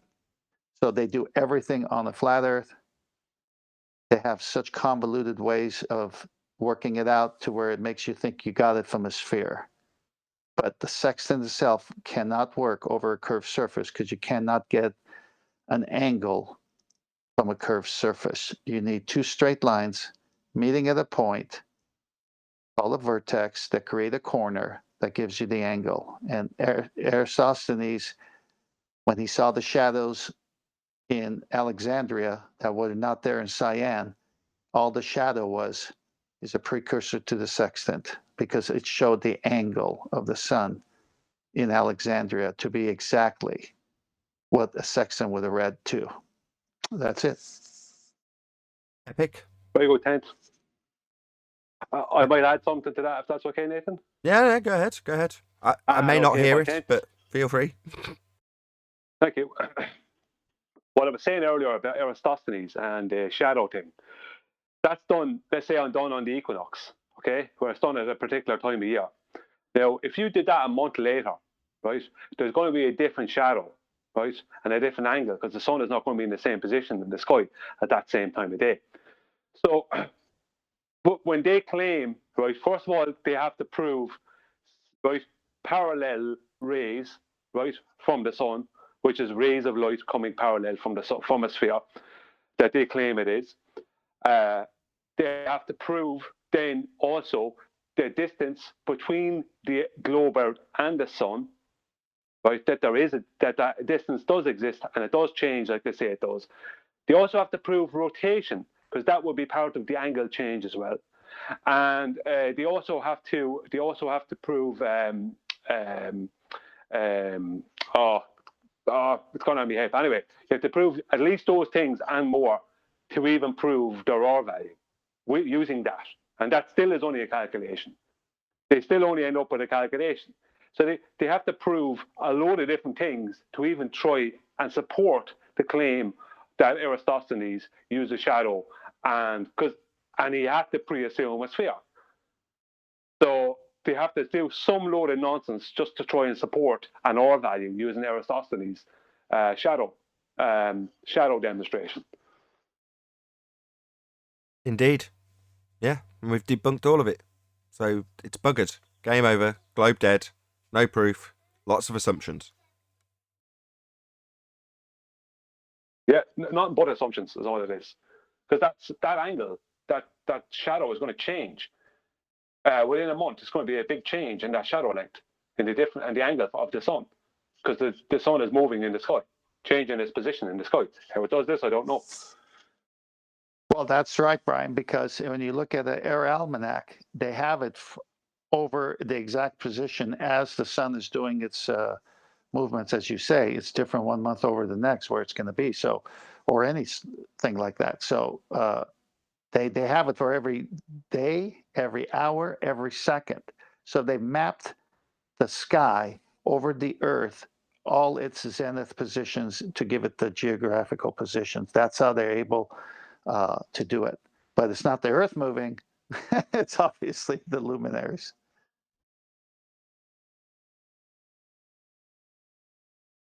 We lost you again, Tent. I'm here. You hear me? Sorry. Yeah, I can hear you now.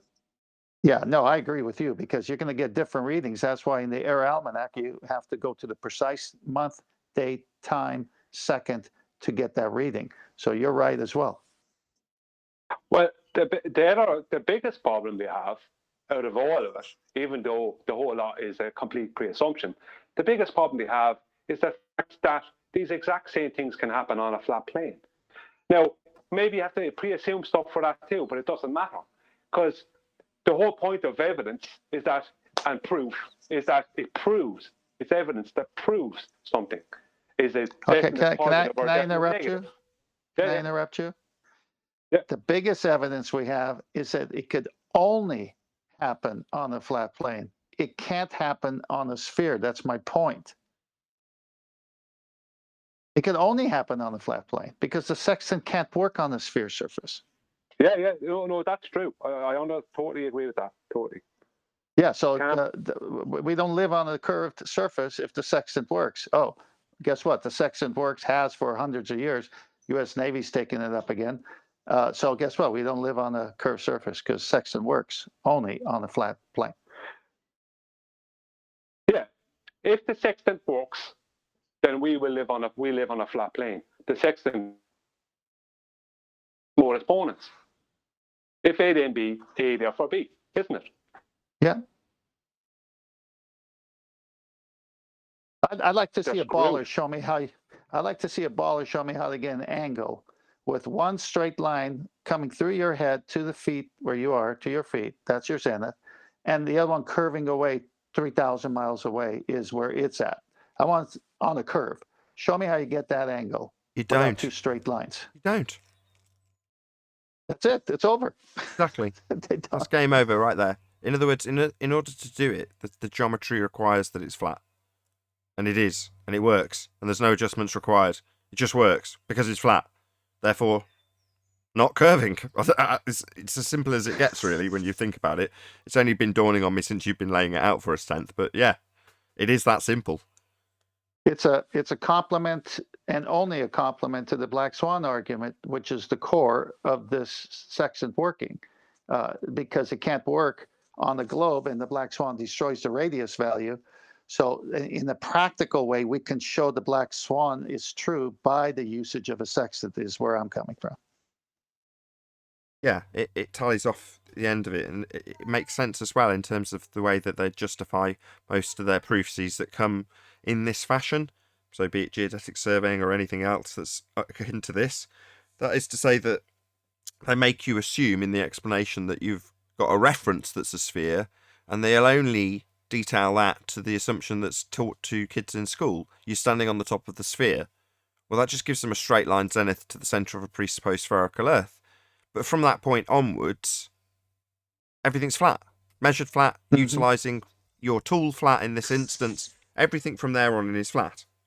So beyond an assumption prior a datum that we're on a sphere and then measuring everything flat and utilising tools to get around that necessitate flatness, what have you got? Well, you've just got the presupposition. And all they had to defend that presupposition prior to the Black Swan was, well, we already know. Yeah. Remember last week? Let me just say one thing. It actually takes more faith to believe that you're on a spinning water ball than to believe you're on a flat surface. Yeah, you have to insert the fundamentalist religious presupposition of a sphere into anything that you do regarding the Earth you live on, which is flat. So therefore, you've got to introduce your fundy sphere belief into everything you assert. And isn't that just the way we debate? Like that's somehow a justifiable argument to constantly just assume the thing you're trying to prove? That's what we deal with here, though, isn't it? Literally. I'd like to say something about Neil and finish up what I was going to say. It takes blind faith, Neil, because they don't have any evidence for it in the first place. So it's a total blind faith, not even faith. At least with faith, you have something to say, I'm basing it on. Worse than a blind faith. Hold on, it gets worse. It's not, hold on, it gets worse. It's not even blind faith. It's a leap of faith. They have to put the R value in.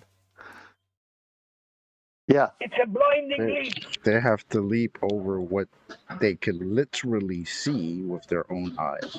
Because flat surface that we live on it's observable. But they have to leap over that to go straight to, this flat surface being so flat means it's so curved. Exactly. It's not blind. It's not. It's a leap of faith. They have to take it from, look, there's a clock 20 miles away, to, that's not a clock. It's a slightly looming, non-standard refraction high in a holographic projection of a clock from behind the reified, now debunked sphere edge horizon, utilizing an hour value that can't be measured. It's actually a hologram from behind that sphere edge that we say we can't see. That's what they have to tell themselves. Well, that's a massive leap of faith when you're just looking at a clock and go, clock 20 miles away. Yeah, that's one of my favorite ones. I'm glad you did it again. Remember last week when we talked about plane, plane sailing, and the most distance they give you for the Earth being flat in plane sailing was no more than 600 nautical miles. Remember that, Nathan? You know who covered that for a while? Isa Mahalski. No. Right. You said that as well, but I'm trying to tie it into that one picture I showed where that circle was 3,000 miles, and they said it was a plane. We should have shock and awe, but we're not none of the ballers are vocal. But yeah, no surprise to any of the people on the flat Earth side, hence you've not got gasps. Yeah, it's flat. Yep. Welcome to Flat Earth. Leaps of logic. Seat of the pants, baby. Perfect how example is that's the how guy you gotta that's been work. in here. The guy that's been in here for the past couple of days with geometry. He wants to put that in his scientific method so bad, and he's going through all these mental gymnastics instead of just accepting what the scientific method is. Your leaps of logic, seat of the pants, chocolate. Michio Kaku must be wearing Guess jeans. Oh.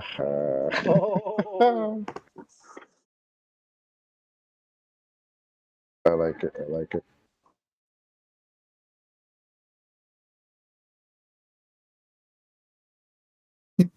Just having a flashback there, Nathan. We're looking at old stuff there, and he's talking about measured flat, and my mind flicked back again to Chris Monk-Seeley's work with the LiDAR. That was one that always bugged me. Back in the day, you'd be sitting there, and Chris showed us some of those things, and he's done all that blender work, beautiful ball modelled, and he takes that beautiful LiDAR map, which is, scanned and measured. I think it's reflective, isn't it? But it's measured. But then when he superimposed this full LiDAR representation of the Isle of Man, what he's superimposing onto his ball Earth he's rendered is a flat Isle of Man. It's not curving at a rate of 8 inches per mile. It's not, the water level is not bending at that rate, so you can just simply slot that onto anywhere on the ball because the rate of curvature matters. He puts it on and it's flat, so it sticks out at a tangent and continues. The water falls away underneath the LiDAR map on the blender. That was one back in the day that just said it all to me. Yeah, and I stupidly assumed because of Blender and how wonderful Blender is and how talented Chris claimed to be with it, that's not true, that it would wrap around. And that was the assumption I operated under until it was pointed out that it didn't. And like you say, it's part of a disco ball. Well, why? Well, because the way it's mapped is flat. So when you stick it on a ball, it's just stuck on like a section of a disco ball. Well, that's how it's measured. And that's how they'd do it if they were measuring it, right? They'd draw a they'd draw a zenith line to the centre of a presupposed spherical Earth, and then measure it all out flat from there.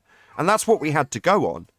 So in other words, when you're doing the calculations, or when we were doing Isle of Man calculations, it's from a single location observation point, but out to the location you're measuring, in terms of what you're mapping and what we were cross-referencing in Google Earth, the elevation profile shows it as flat. So you've got a flat map to deal with, and then the only assertion is how much is bottom-up obstruction based on a physical horizon getting in the way in the optical imagery that's going to be turned side on. But ultimately, you're still comparing it to a flat map in Google.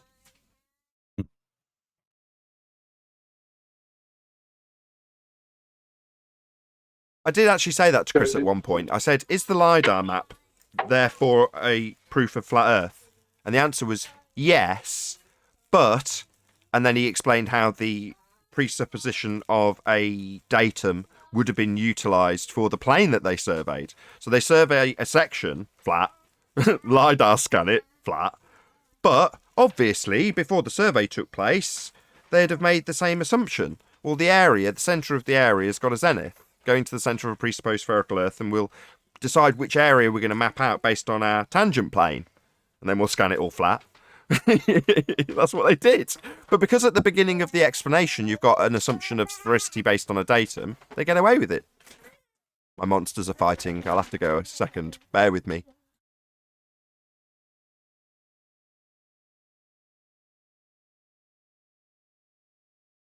I'm just wondering what numbers they were. They'd be in the early hundreds.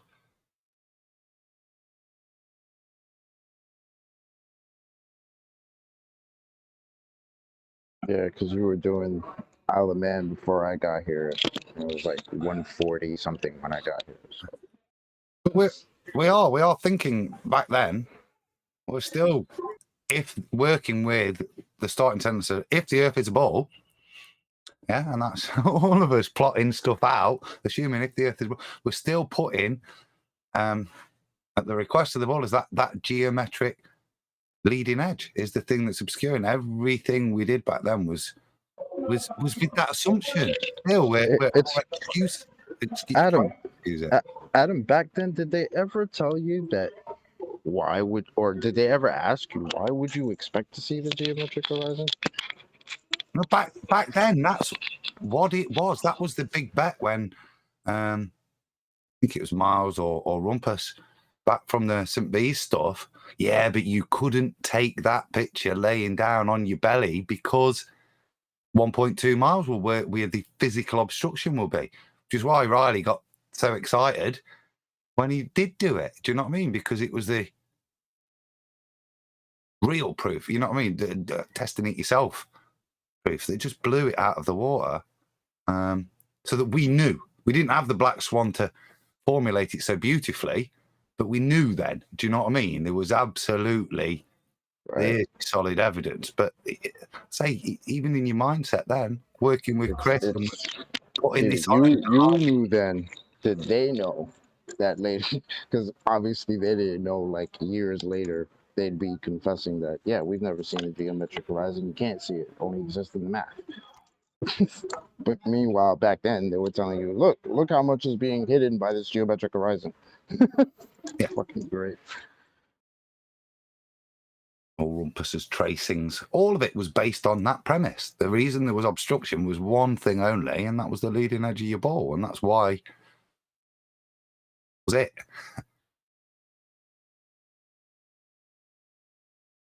Just for the record, you cannot see the geometric horizon. It's the statement now, but yeah, because of course we have an atmosphere. So how could you ever see it? So wonder how we measured it again.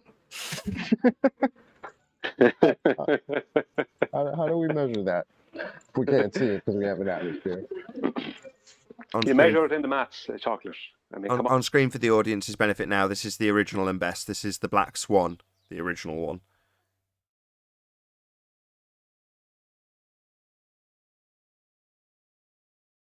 So, just for the argument's benefit, so it's dedicated to this particular stream, the two platforms simply demarcate distance to horizon.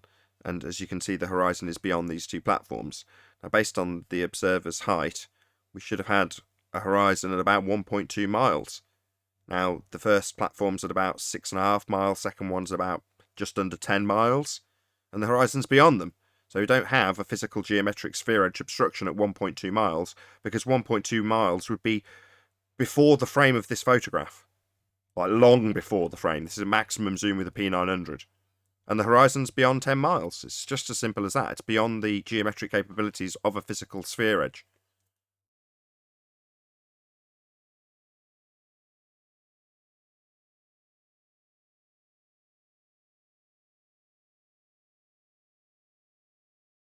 I think things like the Isle of Man observations, because I remember that time. I wasn't coming in on the show. I actually didn't know how to get onto it at the time, but I remember listening all the time and all that rigmarole and all the nonsense went on with Miles Davis and all the arguing that went on back then.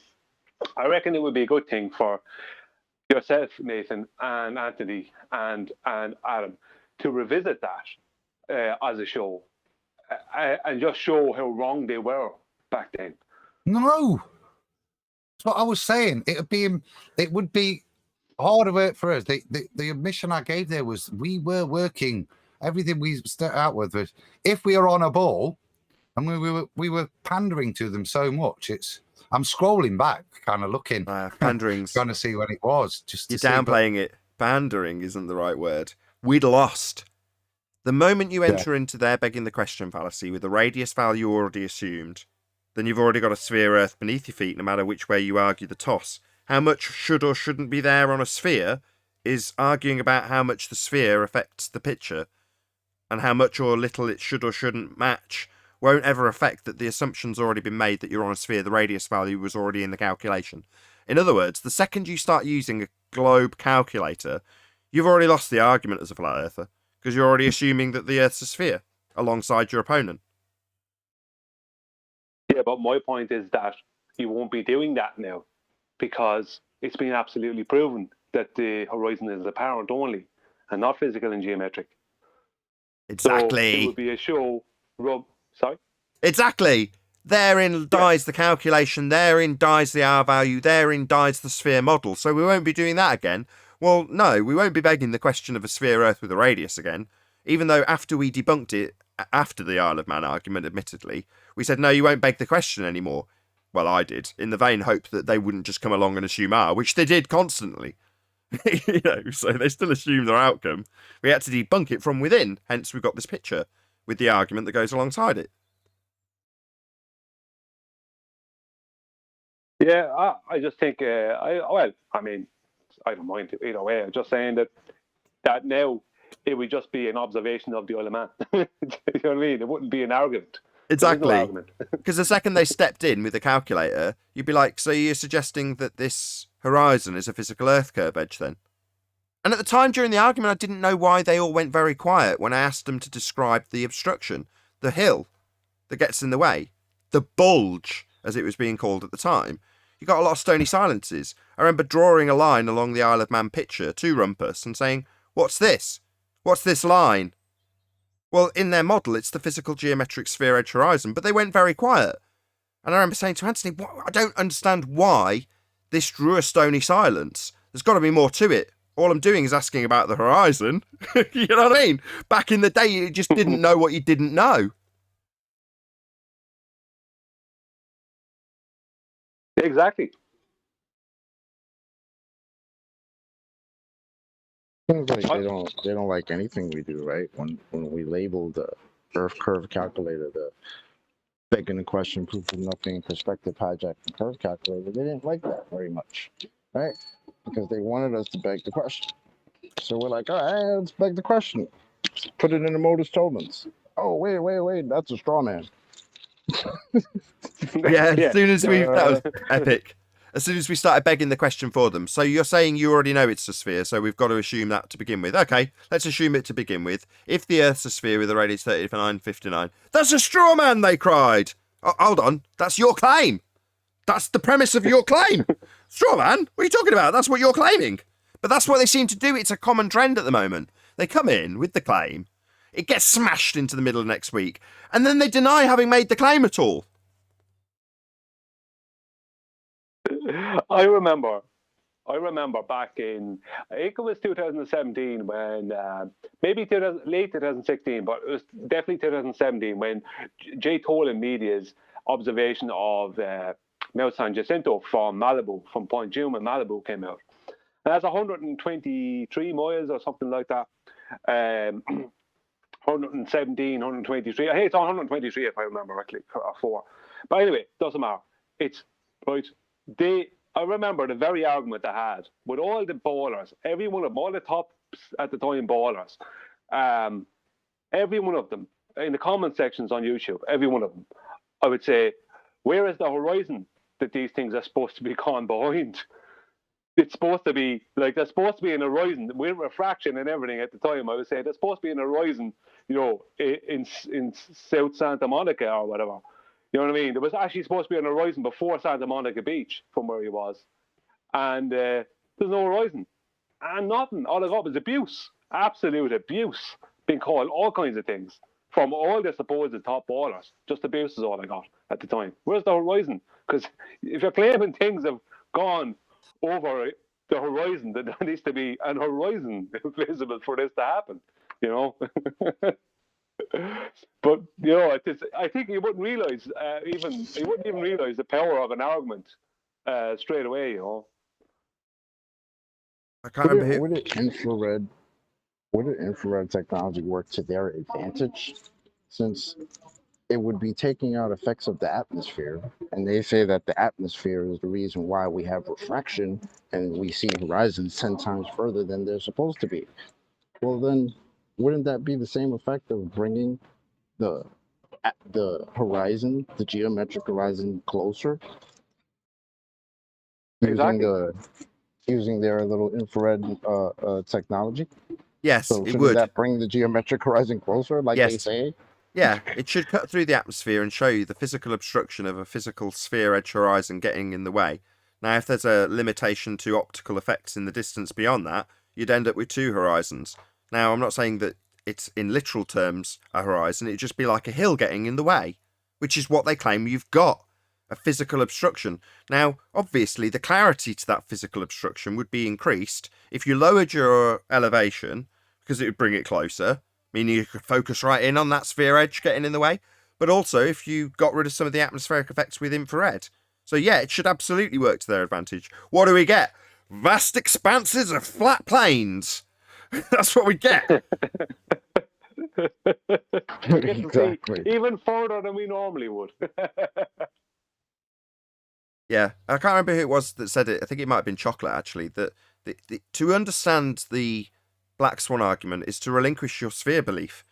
In other words, it's kind of a paradox in itself to have us put a time on when the globers will start to understand the argument. Because to understand the argument is to understand your globe doesn't exist anymore. Yeah, it's like, if I understand the Black Swan argument, A, then I will know that I don't live on a globe. B, I do understand the Black Swan argument, A, so I don't live on a globe, B. It's that simple, isn't it? Exactly. You can't get around it. Once you appreciate that you can't derive an R value, you can't then use the R value in your terrestrial refraction to try and move a physical location. And that's what they're doing. Using a refractive effect that's actually a geometric 7/6R or any derivative they need on the day, and they usually use to move targets with respect to the horizon and call it looming. Now they're going to move the horizon itself because they're claiming it's non-physical. It's like your argument is based around it being physical and getting in the way of stuff. So to tell us it's non-physical is to tell us we don't live on a sphere. For them to understand it is to appreciate that having a non-physical horizon means you haven't got a physical horizon, and that's Earth curve. So they've got to appreciate they're not a sphere to understand the argument. Well, that's the point of the modus tollens, is to say, all right, let's take your beg into question, put it in the modus tollens, and let's test the veracity of it. Oh, okay, great. Yeah, because we love to beg the question. And the minute you do it, we're dead. It doesn't work. Don't straw man us with our own straw man. Yeah, you took the words out of my mouth. How dare you assert that the Earth's a sphere only to show that it's not, when you assert Earth's a sphere radius 3959 and show that it's beyond the geometric capabilities of that measurement, then it's a straw man to assert Earth's a sphere radius 3959. It's like almost similar to telling us that our reference frames are ruined. So the reference frames claimed to show Coriolis deviation on an Earth that's turning are ruined because we point out how they don't have them. So suddenly the claim of reference frames in itself needs to be shot down in flames. It's like, they're your claims. Like the geometric horizon, suddenly no one's claiming, according to Tim Osmond. No one claims the horizon is Earth curve. It's like, that's the basis of your religion, fundy moron. Yeah, you wouldn't expect to see globe evidence. actually coincidentally on screen now, so we wouldn't expect to see drift. Here's an example of a man not drifting. Your reference frames are ruined. It's like, you're supposed to show drift. You're supposed to show 2 reference frames, not tell your opponent how the reference frames the globe needs to show drift don't exist on an Earth that's supposed to be turning, because we don't see any of the 15 degrees an hour drift that's claimed. You know, when you've got to that stage, you're either completely moronic or so lost in the Orwellian doublespeak of we've got 15 degrees an hour drift, but we don't see it. Therefore, tell your opponent that his claim of the drift that you're claiming doesn't exist anymore. It's like, my God. We have to be cognitively lucid. We have to be able to describe their nonsense, how they've processed it mentally and how it doesn't exist in reality, along with dealing with a load of fundamentalist religious zealotry, interruptions, constant chanting. That's what we have to cope with. It's no wonder we're all sharp as a tack at the moment. That last video is their detractor of the argument. Oh, there's a pun in there somewhere I've missed. Detractor? Is that a pun? Yeah, the tractor was pulling it, so it's a detractor for their argument. I see. Where happened to Simon then? Is he out scouring the world for his reference frames? I don't know. Quiet. I've no Scouring the idea. world for it. I do like that he's I think. Sorry, Nick. I was just going to say I like that he's a permanent part of the show, like many others that have given terrible, terrible rebuttals to arguments we put across. So much so that they debunk their own argument. In this case, reference frames needed for Coriolis. Debunked by Dan. My God, it's great. How about second law of thermodynamics doesn't apply to Earth? That's one of the rumpuses. Sorry, Brian, go ahead. Yeah, I think he's doing like the rest of them are doing, which is picking on the newer flat earthers who don't know as much. That's what they're doing. They're trying to manipulate and pick on the newer flat earthers. They're trying to change their minds, or just trying to make them look bad. One or the other. It's like attacking someone who's too small for you. Do you know what I mean? It's like, no, it's easy to do that. Do you know what I mean? Isn't it?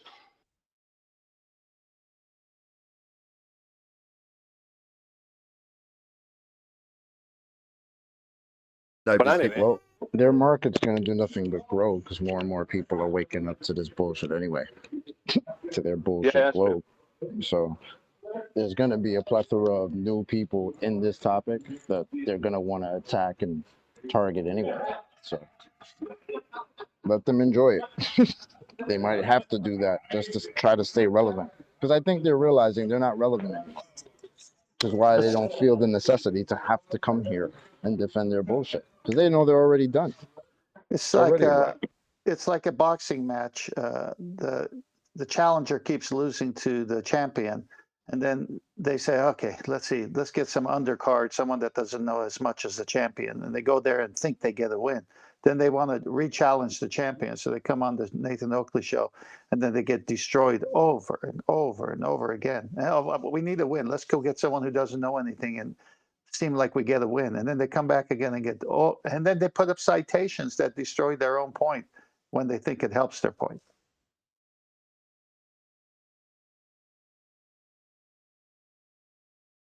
well,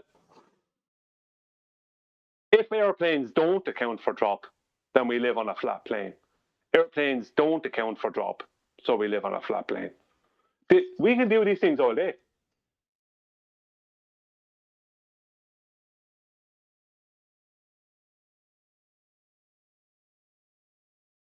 If airplanes don't account for rotation, then we live on a stationary plane. Airplanes don't account for rotation, so we live on a stationary Earth. Yeah, keep them rolling. If there was drop, right, it would be measured. And as we described earlier with the LiDAR scans and with Google Earth itself, it's showing it flat. There isn't any drop. So if Earth was curving, we'd see drop measured in Google Earth. There is no measured drop in Google Earth because the Earth is not curving.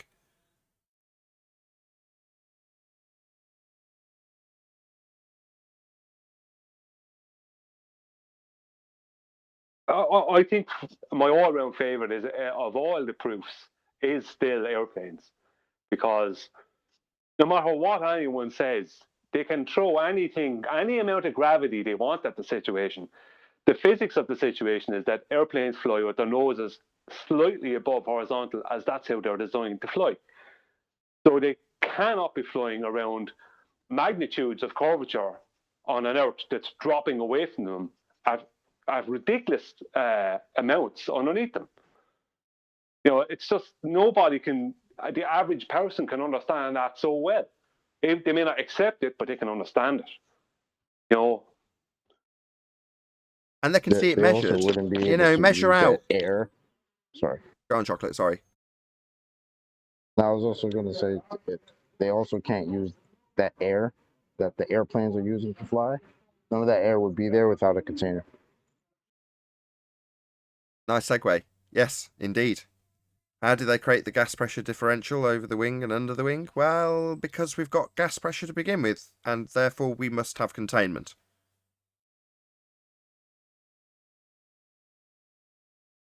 Indeed. But in terms of Brian's example, if they're going to claim that the plane has got to negotiate an 8-inch per mile drop, then draw out a line in Google Earth for the direction that the plane's travelling in, do an elevation profile and see how much drop it's got to cope with. And there isn't any.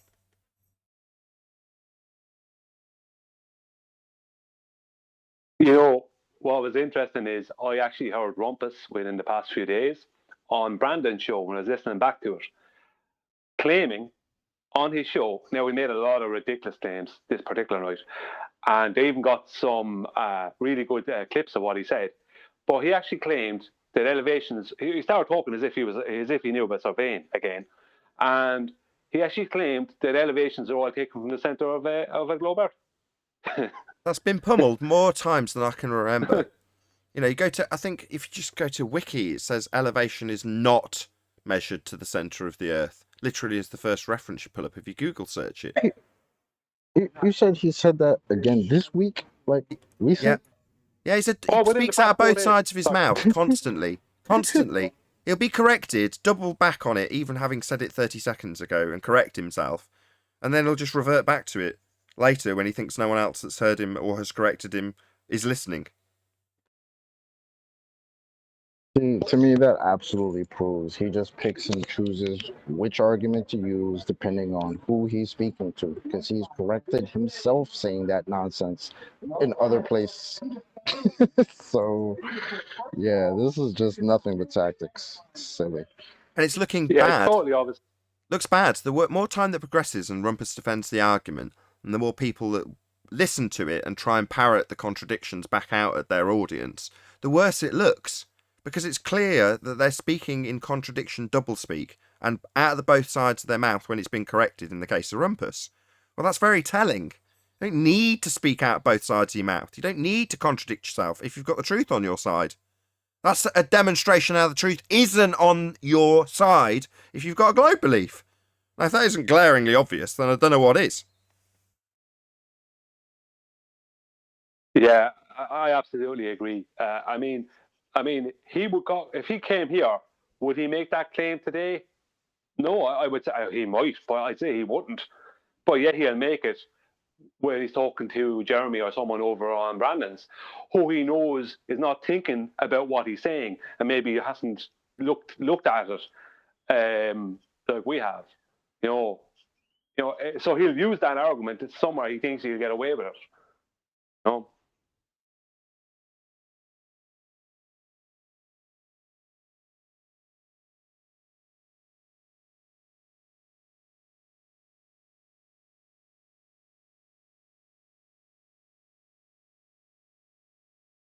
On a slightly different note, just stepped away and found that my youngest had taken herself to bed, which is epic. It's pretty good. Yeah, I was going to say to your last point, they always have to go back to their datum, to their geoid and their mathematical model. They can't ever put that model away and say what reality is different. Reality doesn't show this. So that's where Rumpus, all these ballers end up going, is for the fairy tale in Narnia instead of what reality is showing. Correct. Well, they never ever speak about Cartesian coordinates. They'll speak about the ellipsoid and they'll speak about GPS, but they'll never speak about Cartesian coordinates. And even with GPS, they haven't really been speaking about that. It's really strange. You don't hear GPS proves the globe. You don't hear that anymore. Why not? Because GPS. Why is GPS using flat Earth coordinates? Speaking of all that, last night, neighbor of mine has almost 300 acres, and he has a bunch of cherry trees and plum trees, fig trees, all this stuff. So he calls me up. He says, "Hey, can you meet a truck and open the gate and let him in to unload some trees I've ordered?" And I said, "Yeah, when's he coming?" So I got in touch with the truck driver and help him get to the property. But at this point, it got pitch dark, and he's got this huge box truck, and the roads are narrow, the gate is narrow. So using his phone with the light on it to bring him in safely, all this stuff. And we start unloading, and we start talking, and he says, "Man, I can't get any phone reception here." And I go, "Yeah, what happened to those satellites?" He goes, "Huh?" And I go, "Yeah, we're supposed to have reception to the satellites, so what's blocking it?"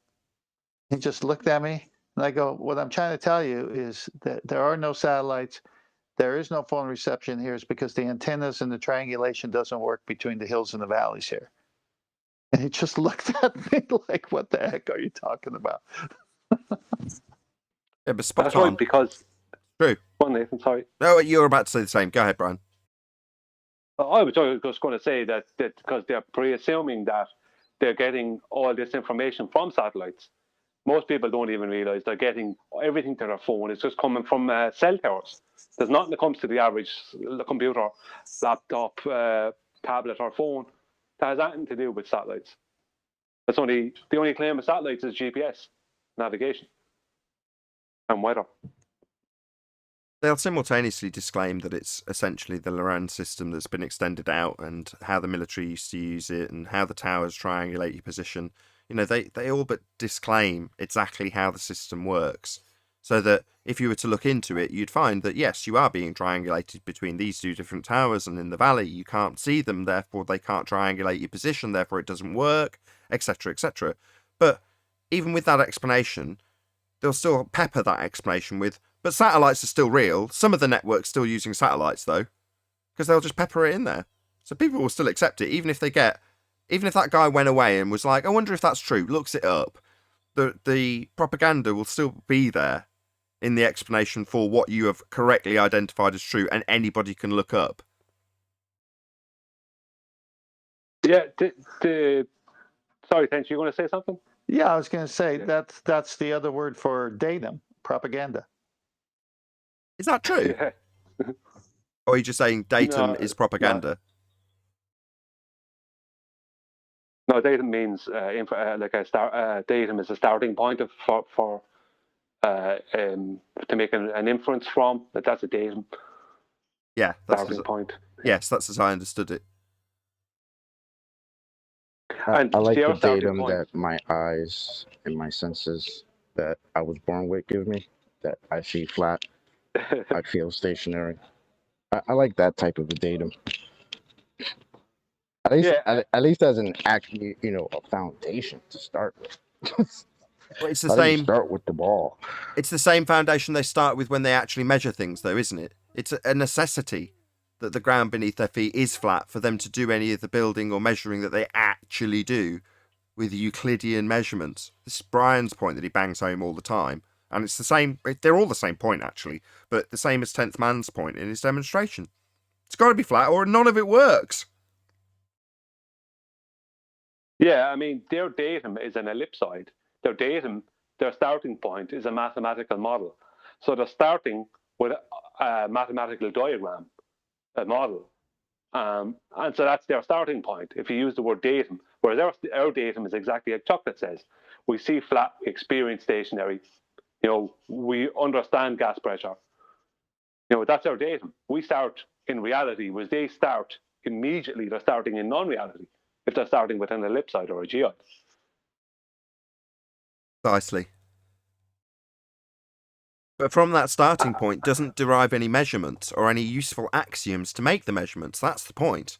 it's all well and good saying, well, if I draw a line from the above my head through me down through the ground, the same thing you could achieve by dropping a plumb line, and call that as zenith and have it pointing on a datum towards the centre of a presupposed spherical Earth, I'm then all in the clear to have that assumption stand true when I actually make plane measurements of a plane using plane maths. Yeah, and just on the topic, just so the audience know, on the topic of the navigation, GPS and GNSS satellites. I said this a while ago on the show. That originated. It's claimed, but the American military released the use of their navigation satellites to the world in 1995, 96. But a year previous, the CORS system, which was built for surveying, was put into place. And a year previous, that came into place. And that is claimed to get its information from satellites and send them out to surveyors. But all the CORS network is a series of towers in high elevations. So there is no evidence that that's getting anything from anywhere, only evidence that it's giving something.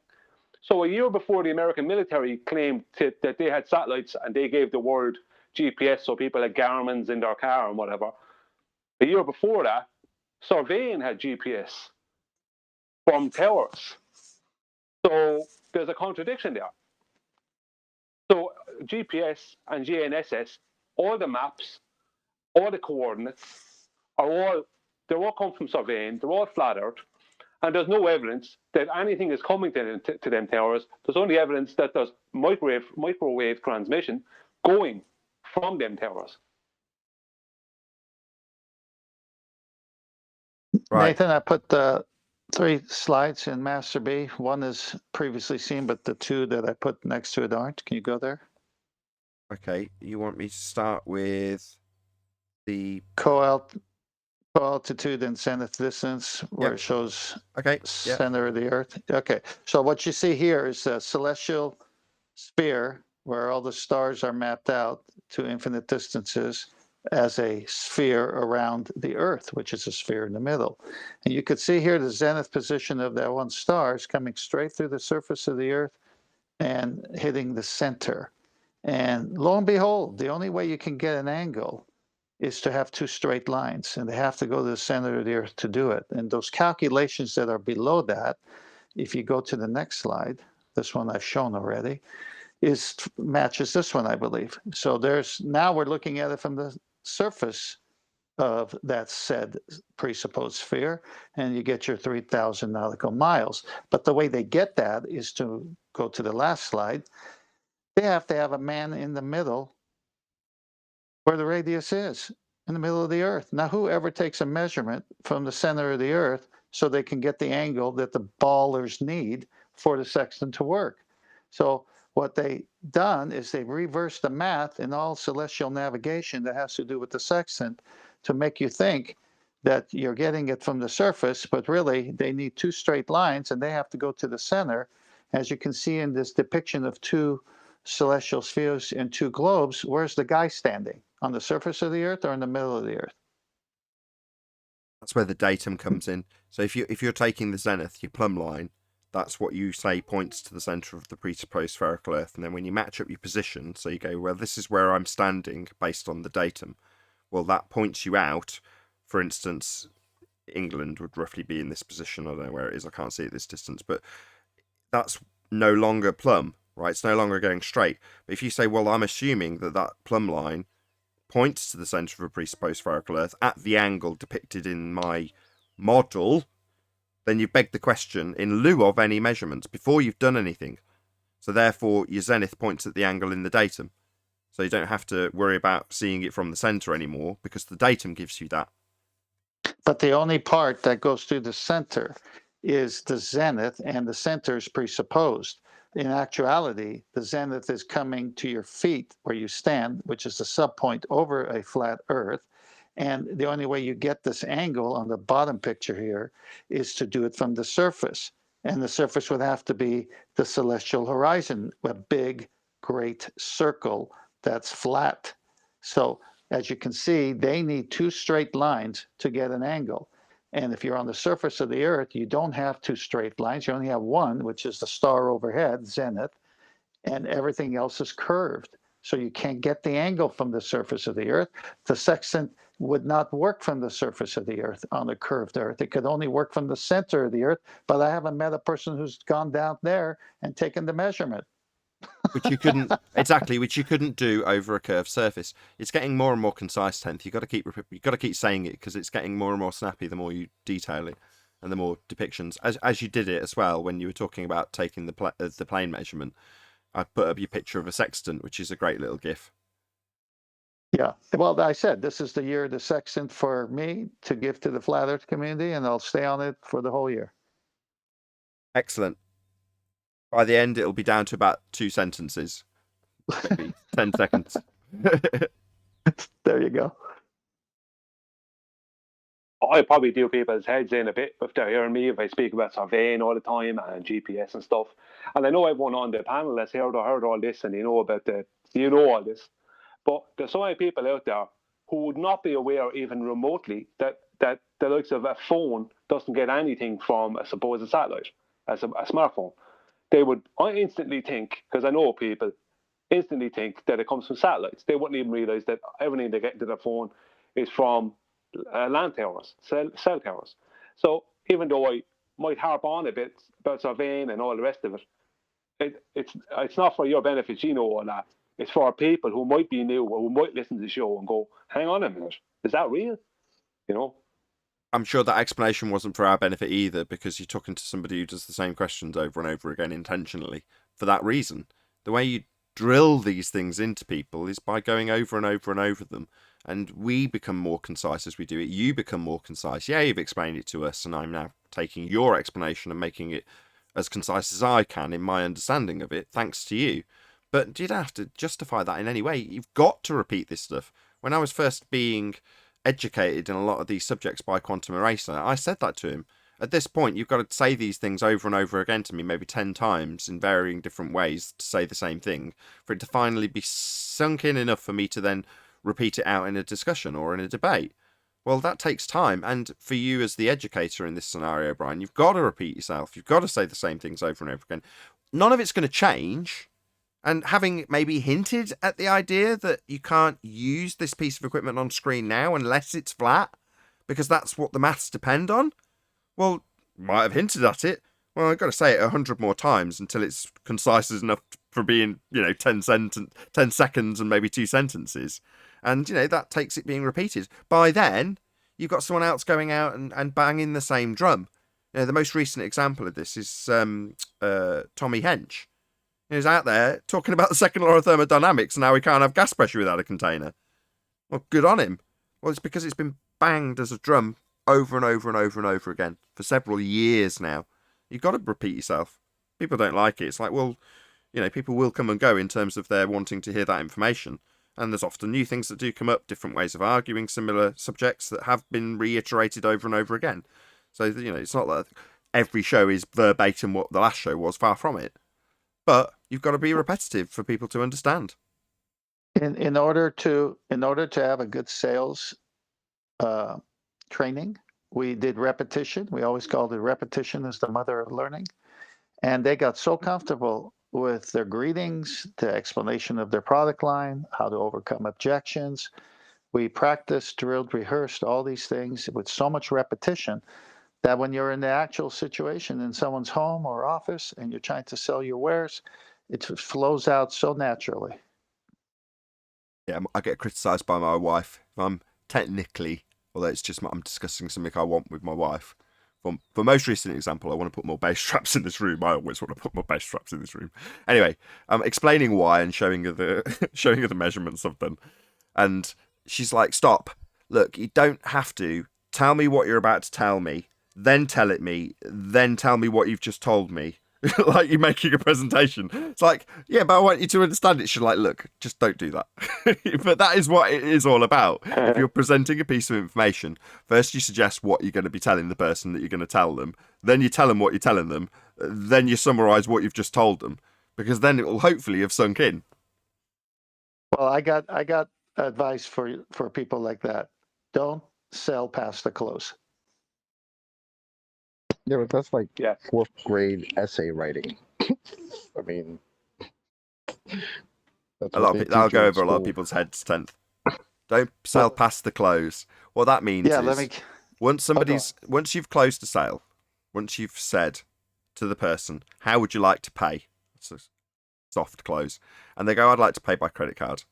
At that moment, you don't tell them about any more features and benefits. You don't resell them the product. You don't tell them what you've just told them. You go and take the money off them. That's what you do. I had so many salespeople fail at this. I go, what happened? And describe the appointment. And they describe it right the way you said. Well, the guy said he wanted to pay by check. I said, okay, then what happened? Well, then I told him all the stuff that he didn't know about it. And I go, and then what happened? He goes, I didn't get the close. Shut up. She said, I'll take it. You shut up and let him take it. and then when I would make calls and I got to that point and they'd say, and these were compliments. They'd say, we really like you a lot better than the other guy who came try to sell this to us. And I go, how come? What was the difference? They said, well, that guy kept talking and talking and talking. And we wanted his product, but he kept talking. We just couldn't stand it.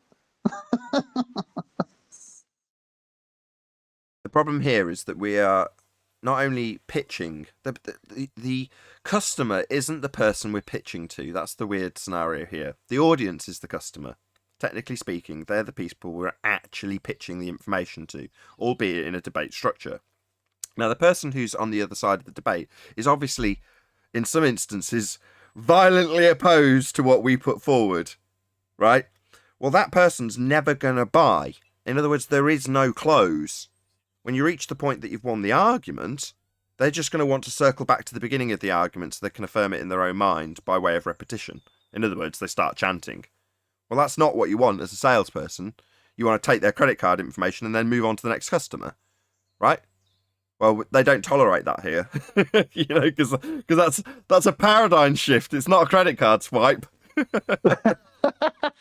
Well, for a salesman, that's kind of like the hippies protesting against you selling gas guzzlers. So yeah, they are never going to buy it, but they might get in your face. Indeed. That's an interesting dynamic But we have today's here. hippies own the gas guzzler. Yeah, I'm sorry. Yesterday's hippies own the gas guzzlers today. I've been watching too much South Park. Damn hippies. I don't think there's that many hippies anymore, at least not the 60s type that I grew up with. I think this Generation X or whatever they call it, I don't know how many generations there are now, but they're feminized men who can't debate, can't have critical thinking, can't be logical. It's a strange group of people. You're talking I about don't know. I think they're love it. hippie separatists, though. He's describing. Hold on. He's describing soy boys, aren't you? I don't know that term. Tell me. Look it up. Soy boy. Look it up. No balls. No, the boys. Well, yeah, they do you get bloated from soy and all that. Just look it up. You'll see what I mean. All right, I will. Yeah, just a different generation. In prison, they give you saltpeter in any type of drink they make, whether it's Kool-Aid or whatever. Why is that, Neil? Take your balls away. Ah, right. Yeah. Oh, does it lower testosterone or something? Correct. Which doesn't work. I don't know. This is news to me. I got it. Soy boy is a pejorative term often used in online communities to describe men lacking masculine characteristics. Well, they do typically fall into a very specific political category, if you know what I mean. I'm going to just slightly change the topic. We can go back to that in a second, but I just want to make a statement that, just like Kent said there a while ago, this year is the year of the sextant for him. For me, this year is the year of optical drop. You will see more demonstrations than me pointing out real-world demonstrations, because the reason is that I've been at this for 5 years. I started 5 years ago with Kozlowski online in 2016. And the same, it just happened to be QE started with him at the same time, with arguing about angular size change. But this is a killer for them, and I know it is because the demonstrations I've come out with, I've gone through argument after argument after argument. They come up with all these different things, and they always end up having to switch their arguments because they can't disprove it. So they're trying everything that they can. So what I'm doing is with each demonstration, I'm refining it, and I'm refining it, and refining it. So I might be pumping out more demonstrations and putting them up on Master B and whatever. And I mean, I might understand if I do other people's heads in it. They go, yeah, we see this before, we know what it is. But it's for the ballers. And for people out yes. Glad you said that. Sorry to interrupt. This is where with a great smile on my face, I can step into the shoes of Anthony Riley and give you a few words of advice. So what you've got to now do is poke the bear. Just for example, you're listening to this, Jesse. He's doing demonstrations of optical drop, my friend. Yeah? Gunning for you. You get the idea. So you've got to poke the bear. Yeah, exactly. Because this is a killer for them, because they've been claiming this. This is one of their last claims of our curve, because there isn't an horizon involved. It can happen over a short distance, and something can appear lower than your center eye line or crosshairs. And so this is one of their last claims, and this is something that they've held on to for years now. But it also shows how a sunset will work. And I'm looking to try and find somewhere with a big enough and flat enough table, like somewhere like a factory or something, where there's like a machined steel table or something that is flat enough so I can show what would happen. Because what's going to happen is the laser is eventually, due to the tightness of angle, is eventually going to appear like it's going into the table. I love that expression, flat enough. That's what I say the Earth is. It's flat enough. It's flat enough not to be that globe. Yeah, because these people are having a wicked problem with this. I'm getting abuse left, right, and centre. And they come up with all kinds of stupid false equivalency arguments. Even just today. You're over the target. You're over the target, man. Yeah. And what's interesting is the main ballers are avoiding it. They want me to take physics tests. Losers. We're dropping inside bombs, brightly flashing as all the ballers quickly cover up their eyes and plug their ears to try and survive through it, so they can maintain their belief in the dark. Yeah, would you believe I'm actually having a problem though also with flat earthers, because I'm having a problem getting them to believe that it's really real, because they are finding it hard to believe. And they're listening to the ballers tell them, no, this can't happen. Nothing can ever go below your eye line. And they'll show them a diagram or something of how this doesn't happen, as opposed to a real world where we don't live in a diagram. We live in the real world. We don't, as Nathan often says, we don't live on a model. Those are the best moments when ballers try to convince outsiders, pointing at something and then say, this isn't real. This is not happening. Like pointing at a photograph or something. It's like, this doesn't fit. This doesn't happen. All they're doing, exactly, and all they're doing is it's not what they're saying to the person, it's what they're not saying. They're saying this doesn't happen, that doesn't work, this doesn't happen, that won't work, that won't happen, it can't happen. But really all they're saying is it's a globe. You know what I here's the new thing. The aliens are coming. You watch how they're going to reify the ball with this declassification of alien. Well, they need help. They need help there, Neil, because the 3 housekeeping questions, the top 3, have destroyed their balls. So now they're like dead zombies. You think that's going to stop them? No, let me finish. Let me finish. No, it's not stopping them. That's what I'm saying. They're just dead zombies who are not. They're the living dead. That's who they are because their ball has been destroyed. They have nothing. The black swan killed it. Now they want to discuss optical drop. Well, excuse me, but your ball is dead. The aliens will come from the fourth dimension and reveal to all of us how, from their fourth dimensional perspective, they are pretty certain the Earth is a ball.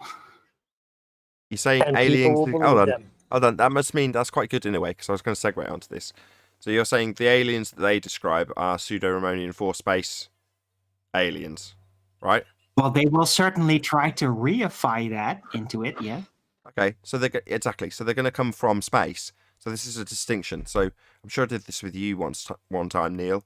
What's an alien in non-terrestrial, not in non-terrestrial terms? What in common or political terms is an alien? Someone that's not from here. Someone who's not from here, right? Someone from a foreign land. Someone from a foreign land, right? So Or not from here. you're right. Well, at some stage you could have been considered an alien of that country, right? Is what you're saying? Correct. Right. So therefore, by definition, aliens, if they exist, will come from the horizon.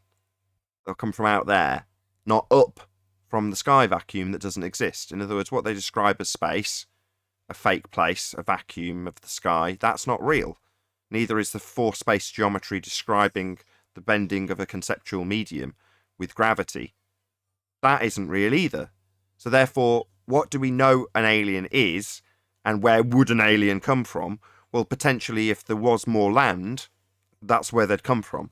And they may look subtly different in the way, subtly different, black and white and brown and orange and whatever other colour we've got.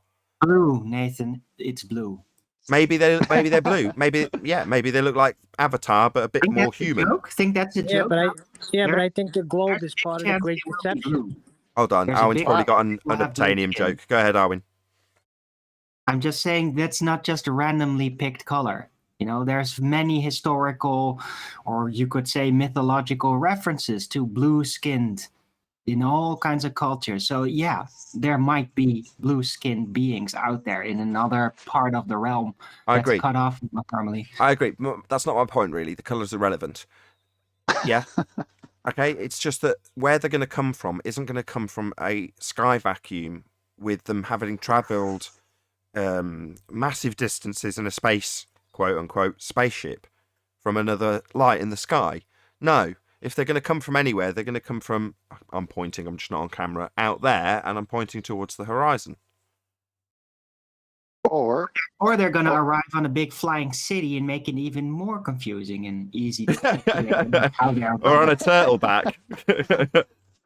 or they're going to be spiritual beings, fallen angels that are still from this realm and not space vacuum, which I agree with Nathan 100%. And that's where the scripture talks about the deception is going That's to be. right. So it could be aliens, but they're really demons. But it's definitely not from the vacuum of space. That's for sure. Yeah, but there's one major issue with all that, and that is as soon as they come here, that means that they're making the positive claim that they're from. If they come, like as soon as they like, I can't say definitely, right? As soon as they come here, I know they're definitely coming. Right? I don't know that, right? But if they come here and make a claim to be from Sigma Octantis or whatever the hell, right? Sigma, right? Wherever, right? They claim, then they'll have no hassle bringing loads of us up to see the globe Earth. Well, I could even point out something. It's a good one. Can I share something really You can. interesting? Let Arwen go, then I've got a much more somber note to add to this. Go ahead, Arwen. All right, yeah, because I'm thinking of something. What if there is like a very ancient pre-Earth as we know it tradition about using stars for designating part of the realm, maybe based on where that typical star is exactly at the zenith of the location on the realm, right? So they might actually tell you, yeah, we're coming from that star, because they might be used to using the globe of the heavens, the just luminaries, as to pointing to like that's the location on the Earth actually that correlates with that point.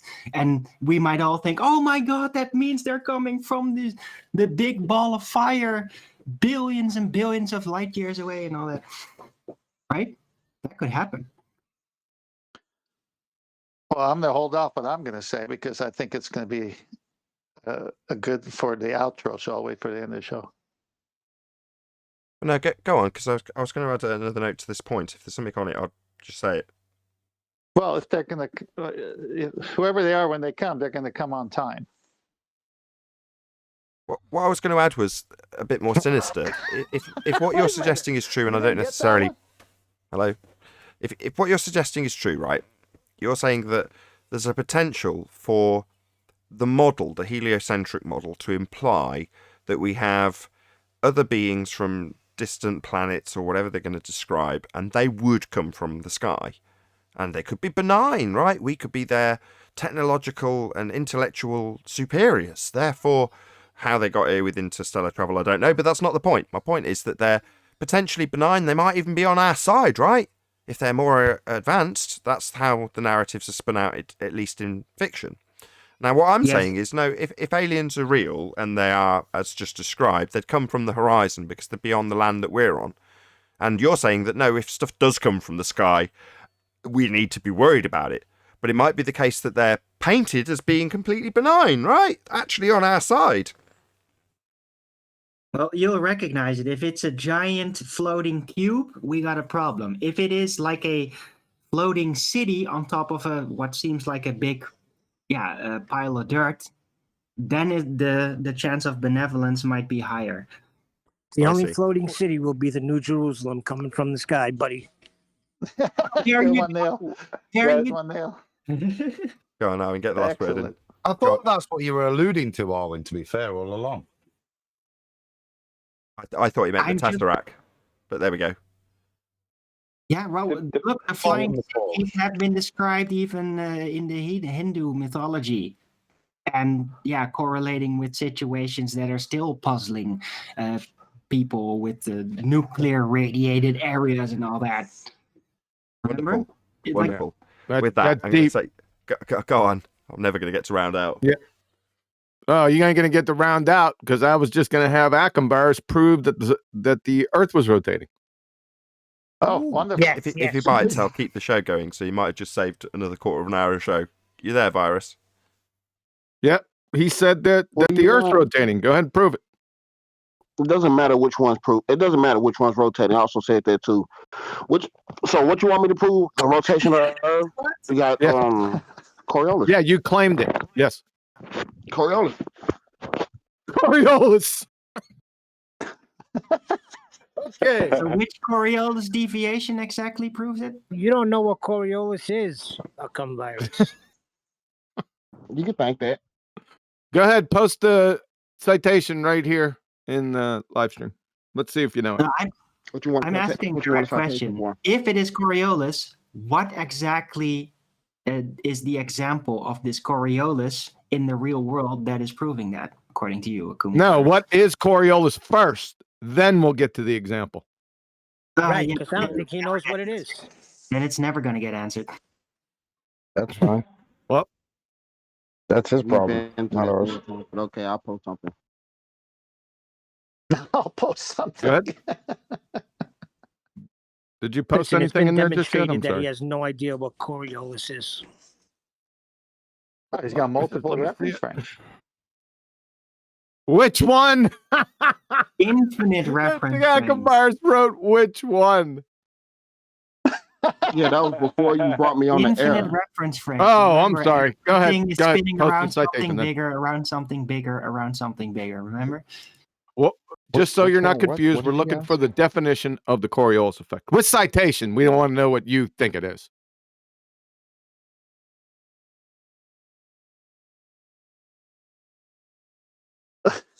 Well, wait. Which one? How many are there? Nathan's got plenty of time. Yeah, I'm okay now. Heard kids are screaming. The moment You it's okay? passed to do my outro. It's all good. 4 more Sorry hours. about that. I didn't even know agree you were with that. still on. I just happened by because I Nathan, thought the show was over. You could just leave it on record and then come back later and cut it off where we actually all drop. You could do that. What? Just like not monitor my. No, I'll be here, Owen. Don't you worry. No, okay. All right. Come on, Virus. How long does it take? And which Coriolis? No, he said which one that was to another comment, so you got to leave him go on that one. I got you.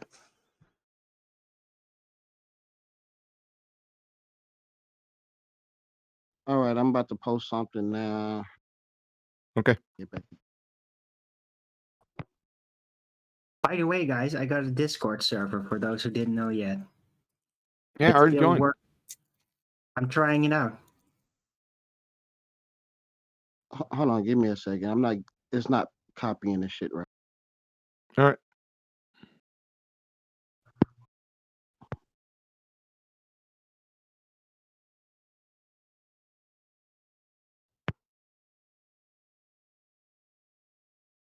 Ideally, if you can leave the interruptions and Discord rumblings to when there's dead air guys in G+. Right. I was going to say, anybody know I have a Discord server yet? It's still just started up. But yeah, I want to have it available for you guys too, for, I don't know, quick recording projects, quick panels or something. Also, still, I need help with it. Because I don't know Good luck. really what I'm doing, although I've gotten used to Discord at least. All right. Why is it when I ask for a citation on what the Coriolis effect, people, ballers, every single time post a reference? Do you understand the difference between a citation and a reference? No. Oh. What's the difference? Tell me, I might not know. Tell me. The prosecution rests. I don't need anything else. Yeah, case is dismissed based on a technicality. I don't need anything else. Thank you. Welcome to Flat Earth, by the way. Appreciate it. Yeah, welcome to Flat Earth. Oh, my bad. So I ain't know. Only on Flat Earth, everybody knows the difference between citation and. Well, if you don't know the difference between a reference and a citation, one of these cases are definitely a play. Number one, you haven't graduated high school. Number two, you haven't graduated high school recently, like within the past 10 years. I would say 10 years. I can't see how you can even forget in 10 years. It's been and number 18. three, you never, ever went to university and never, ever evaluated scientific research. Never. You are a moron. So thank you. Prosecution rest. And welcome to Flat Earth. Yeah, I don't think just because I have a problem with terms and definitions, I choose math because I like numbers and not words. So you have to excuse me if I mess up terms. I've told you that plenty of times before. You can't. Please continue to try to save yourself from this utter train wreck of a disaster of a debacle. Yes. Okay, hang on. Virus, you said you like numbers better, right? Yeah. Please show me 15-degree drift. What are you expecting 15-degree drift from? You don't know? And why is it 15 degrees? You don't know what 15 degrees is referencing? We're not. It's your claim. Okay, it's definitely not my claim if I don't know what you're talking about. Oh my gosh, So this is that first doesn't case. even ring a bell to you. 15 degrees an hour. 15-degree drift. No, not that. No bells, no nothing. All right. No bells. Denial of the 15-degree heliocentric model. drift. Let me see. Is there a globe claim that has a 15-degree drift? No. Yes. Gyroscopes, pendulums, the stars, footballs, snipers' bullets, all include 15 degrees an hour turn of the Earth underneath, as I get interrupted, of course, clarifying that which you don't understand about your own smegging claim. Yeah, it is absolutely claimed Earth has Coriolis effect. That's 15 degrees an hour turn of the Earth underneath things like, but not limited to, gyroscopes, pendulums, snipers' bullets, footballs, the stars. You know, the You know the thing pendulums you're will actually supposed to be show looking you for that the it's not a citation 15-degree drift that you should be looking for. What the hell? Do all Have you guys pendulums on the gotten Earth this far, man? rotate at 15 degrees? Virus, you said the Earth rotates, yes or no? Answer the question I just put to you first. Do I didn't all hear it, pendulums but show a you're 15-degree drift? Is it all 15 yes. degrees no matter where you at on the Earth? There's going to be Coriolis effect everywhere, yeah. So all drift should be 15 degrees. Now the your Earth's Earth- just gonna does turn your- underneath. Everything's just gonna float, Is basically. your Earth rotating or not, Virus? Yeah, but what does that have to do with this 15-degree drift? How much does it rotate per hour? The Earth rotates 15 degrees. So you do know it.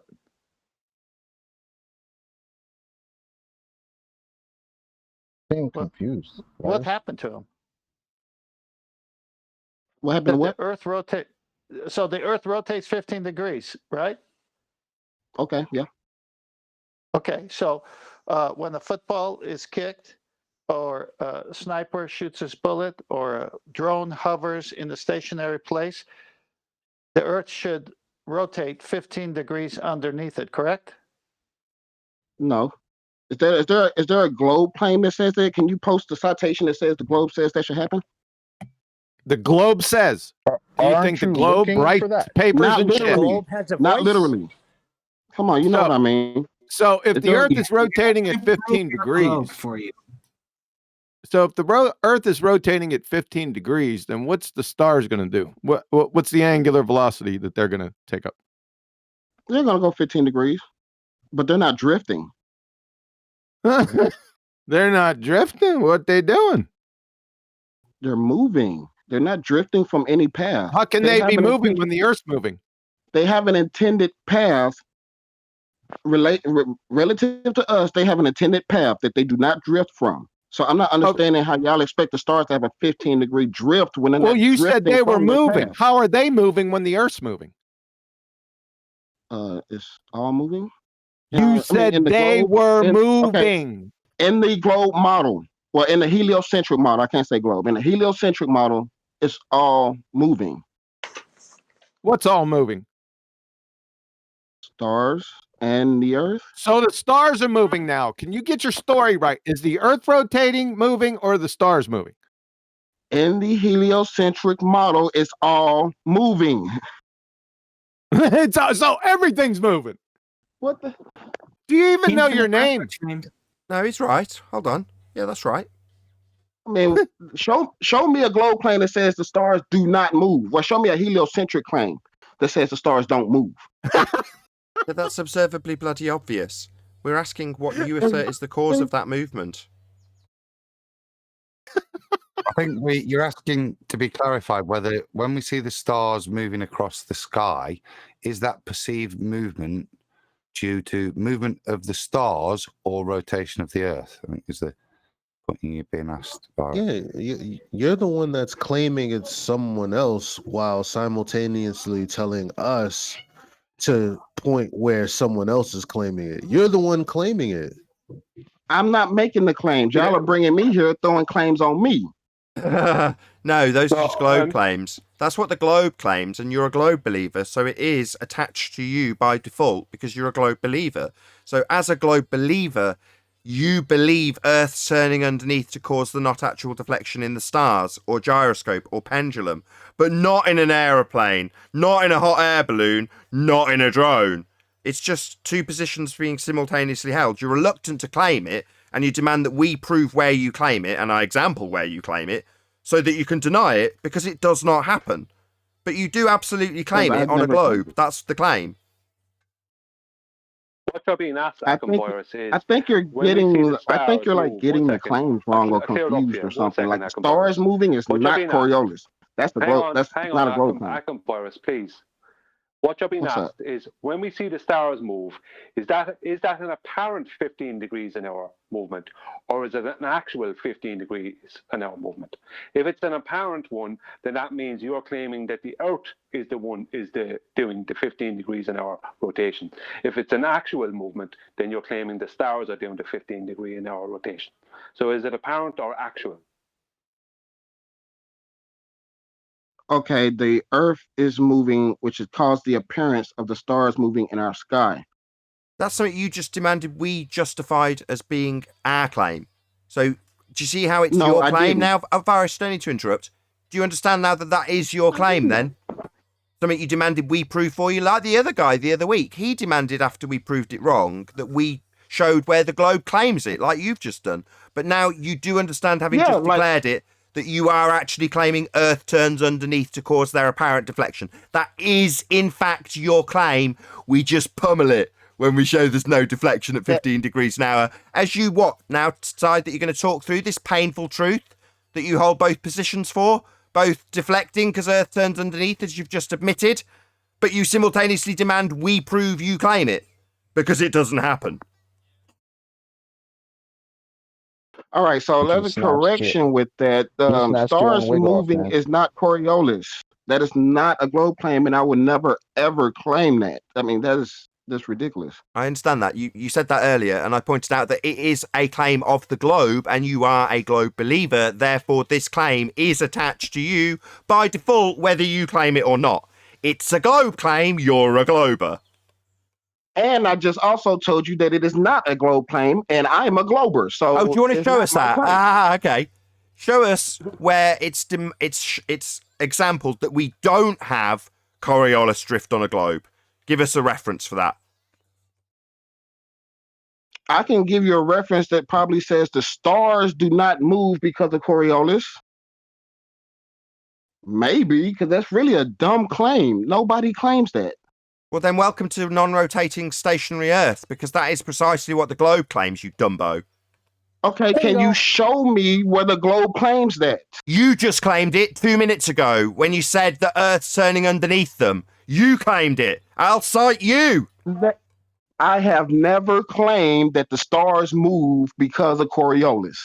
So I need to trim out you stating it to Brian 2 minutes ago and put it next to you claiming it. So we can laugh at how you claim it and then deny it 2 minutes later, like the guy who did it all of last week. So yes, you do claim that. You just confirmed it for Brian. Yes, please put a clip of me saying the stars move because of Coriolis. Please do that. No, you described the Earth turning underneath them to cause not actual deflection. That is Coriolis. Now, while you didn't explicitly say that word, that is what you described when detailing and agreeing with Brian that we had not actual deflection as we turn underneath them, because that is Coriolis. Even though you explicitly didn't use that word, you don't know what Coriolis is or when you are claiming it. Okay, well, I'm going to say this. Anybody who thinks that the stars move because of Coriolis does not know Coriolis. No, you don't know what Coriolis effect is. We don't observe the effect because Earth turning underneath them, but that is absolutely what the globe claims of happening. It's just you're denying it and simultaneously claiming it to be true at the same time. Show me that globe claim. Yeah, we're back to this. Brian clarified it with you and you claimed it. Then we laughed, clarifying that you are indeed claiming Earth turning underneath the stars. Now you're demanding that we cite something Brian just got clarity from, and now we've gone round in the same circle twice, literally in the span of 2 minutes. Do you realise I'm whipping you in circles, boy? Okay, but you still failed to show me that that is a globe claim. Globe claims Coriolis. Do you think there's anybody watching that's going to suddenly go, yeah, he's right, Globe doesn't claim Coriolis, you stupid idiot? Of course it's a globe claim. You find me one person on the panel right now that denies the globe claims Coriolis. They do, you stupid muppet. Okay, show me that stars moving is Coriolis. That's not our claim. That's a burden of proof reversal fallacy. That is your claim, Dumbo. So you think you're going to be clever by reversing the burden of proof and demanding I prove it's a claim? Oh, what? So suddenly I'm into detailing how you claim the Earth turns under the stars? That's a burden of proof reversal fallacy, you pathetic moron. I'm sorry, you just can't put claims on me. You have to prove that. The globe claim, 5th time. The globe claims Coriolis. You've detailed it and affirmed it when Brian asked you to. Then you deny it because you hold both positions, you clown. Are you not listening to me? Prove that the stars moving is Coriolis. That's your claim. You're the one here to prove that. Not me. But you're demanding I prove your claim. Again, 2nd time in a row, circle jerk, being whipped around in circles. That's a burden of proof reversal fallacy. Prove my claim for me is what you're demanding of me. No, it is not. Oh, so prove the Coriolis is the effect of the star rotation. That's a globe claim, dick brain. Prove that it is a globe claim. Why can't you understand that? So you're denying Coriolis is a globe claim. You're a clown. Nope. Nope, I'm not. Well, then why are you asking me to prove it with citation if you're not denying it? We all know damn well the globe claims Coriolis, but you think you're being clever by demanding that I prove it's even a globe claim when I pummel it because it doesn't happen? Yeah, you're not being clever. Yeah, this trick doesn't work anymore, Virus, you pathetic idiot. What trick? I really want you to show me that stars moving because of Coriolis is a globe claim. That's just it. That's what I want. What the hell is he talking about? That's all he did. Show Brian's me a globe claim. Yeah, You the stars claimed it. appear I've to already gone move through because this the 3 Earth is times. rotating Brian took you underneath. by the hand So and took you through it. He's trying to do it again, presumably, or Chocolate is. We already got you to affirm that which is Coriolis effect. We've done it with you. Now you're demanding we cite it as a globe claim, even though we've got you to actually detail it and affirm it with Brian. I've never said once out of my mouth that stars moving is because of Oh, he's a Coriolis. retard. And I've never seen that as a globe claim. So please show it to me. You don't know what Coriolis is, you're a clown. Okay, so you I'm can't really show it. Exactly. I think you can't show it to me. I'm really starting to think that this is Why should I show you a citation for the globe claim of Coriolis? Yeah, it's the 5th time in a row you've used the burden of proof reversal fallacy. I've got to prove to you the globe claims Coriolis. Oh, I don't care. Couldn't give a crap what the globe claims. Yeah, we're not moving. There is no 15 degrees an hour deviation as Earth turns underneath anything, as claimed in Coriolis deviation, even though this clown show is demanding that I prove that it's a claim. No, I debunk that claim. You cite it. It's your stupid claim. Don't demand I cite that it's even a claim made by your side. I know it's a claim made by your side, even though it is pummeled. Your own side, which is you, denies it and demands your opponent proves that it's even a claim. Yeah, the reason you're demanding I provide a citation for the globe claim of Coriolis is because it's absolutely absurd. And even you on the globe side needs me to prove it's even a claim. That's how absurd the Coriolis claim on a globe Earth that's spinning is. Okay, so let me straighten it out. I do not need you to prove that Coriolis is a claim. Good, because it isn't real. We don't have Coriolis. Earth isn't turning underneath anything. If it was, we'd have 15 degrees an hour deviation, precisely as claimed by the globe. We don't have that, and according to this Muppet, he doesn't seem to care or want to claim it. What? Okay, I'm not asking you to find me a claim that says that Coriolis is a globe proof. Oh, I am, because we know damn well that they claim it. You just can't demonstrate it. So I'm asking you to prove Coriolis is real, Virus, because it's your claim. Okay, I don't have a problem with that. Well, get on with it then. Show Earth turning underneath anything at 15 degrees an hour. Now you haven't got a problem with the globe claim that we have Coriolis deflection. We don't. Now that you've not got a problem with it and aren't demanding that I prove you even claim it, get on with it. Prove it. You have an understanding problem, don't you? Because I don't. No, I've got a Coriolis deflection, lack thereof. And I want you to show we've got it, given it's a globe claim that you now haven't got a problem with. Wow. Yeah, you laugh it up. We don't have Earth turning underneath anything at 15 degrees an hour. And when we get into this argument, it's even painful to get the globe side to even admit they've got a Coriolis claim. They want us to prove it's even a claim. That's how absurd it is. Doesn't change the fact that you're never going to show deflection. Doesn't change the fact Earth isn't turning underneath anything at 15 degrees an hour. And that is what is claimed by the globe. We just pummel it here to the point where we have to justify it's even a claim. What are we arguing?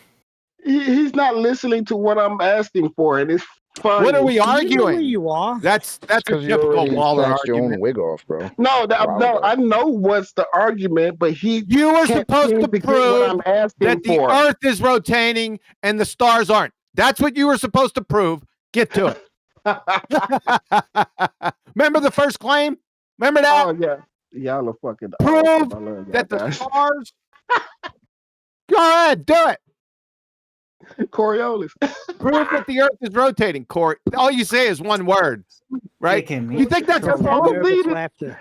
That's all that's needed. Shut the fuck. All that's needed, Mr. Reference and Citation. You don't know the difference. You're a fucking bozo. There's a Our clown. matter. It's a cackling clown. He's just sat there laughing and then saying what we've just had demanded of us for the last 10 minutes by him, which is Coriolis effect. So whilst cackling at you, yeah, he said Coriolis. So he's a laughing clown. Yeah.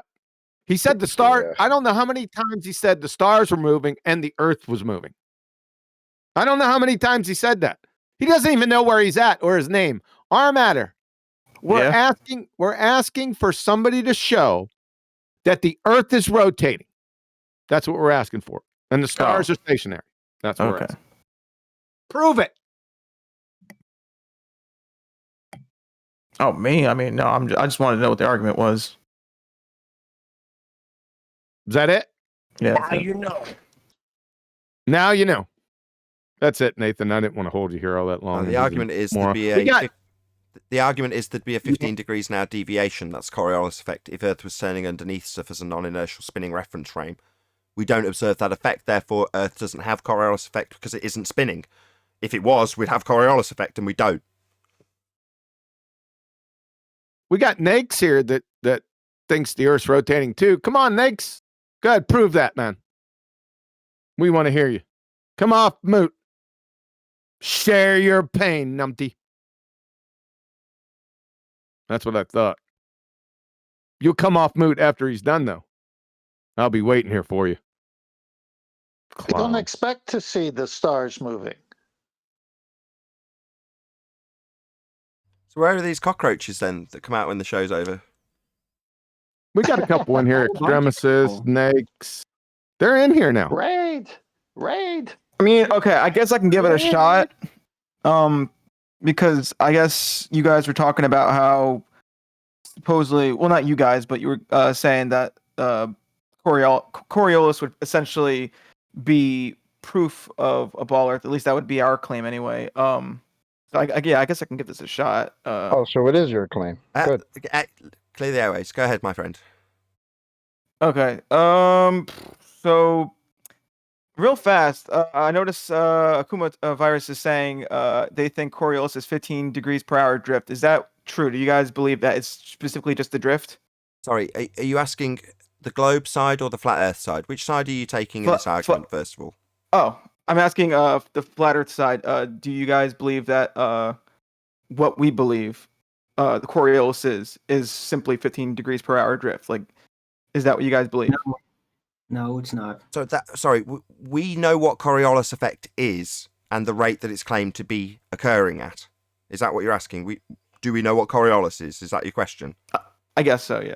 Yeah, we know what Coriolis is, and we know the rate globe Earth turning is claimed to have. Yes. Okay. So I guess what I wanted to ask is then you guys aren't equating the drift, the 15 degrees per hour drift with Coriolis, right? Because they're kind of two separate. I mean, they're I guess in the same boat, whatever. Like one, how do I word it? Like they relate to each other, but one is different than the other. Please, chocolate. Thank you. Yes, that's what he's trying to say. Or whoever's interrupting him, please. Go ahead, my friend. What, me? That me or him? Him. Not the guy who was interrupting. The guy who's trying to explain how we have Coriolis deflection on a turning Earth as is claimed by the globe. Let him go ahead.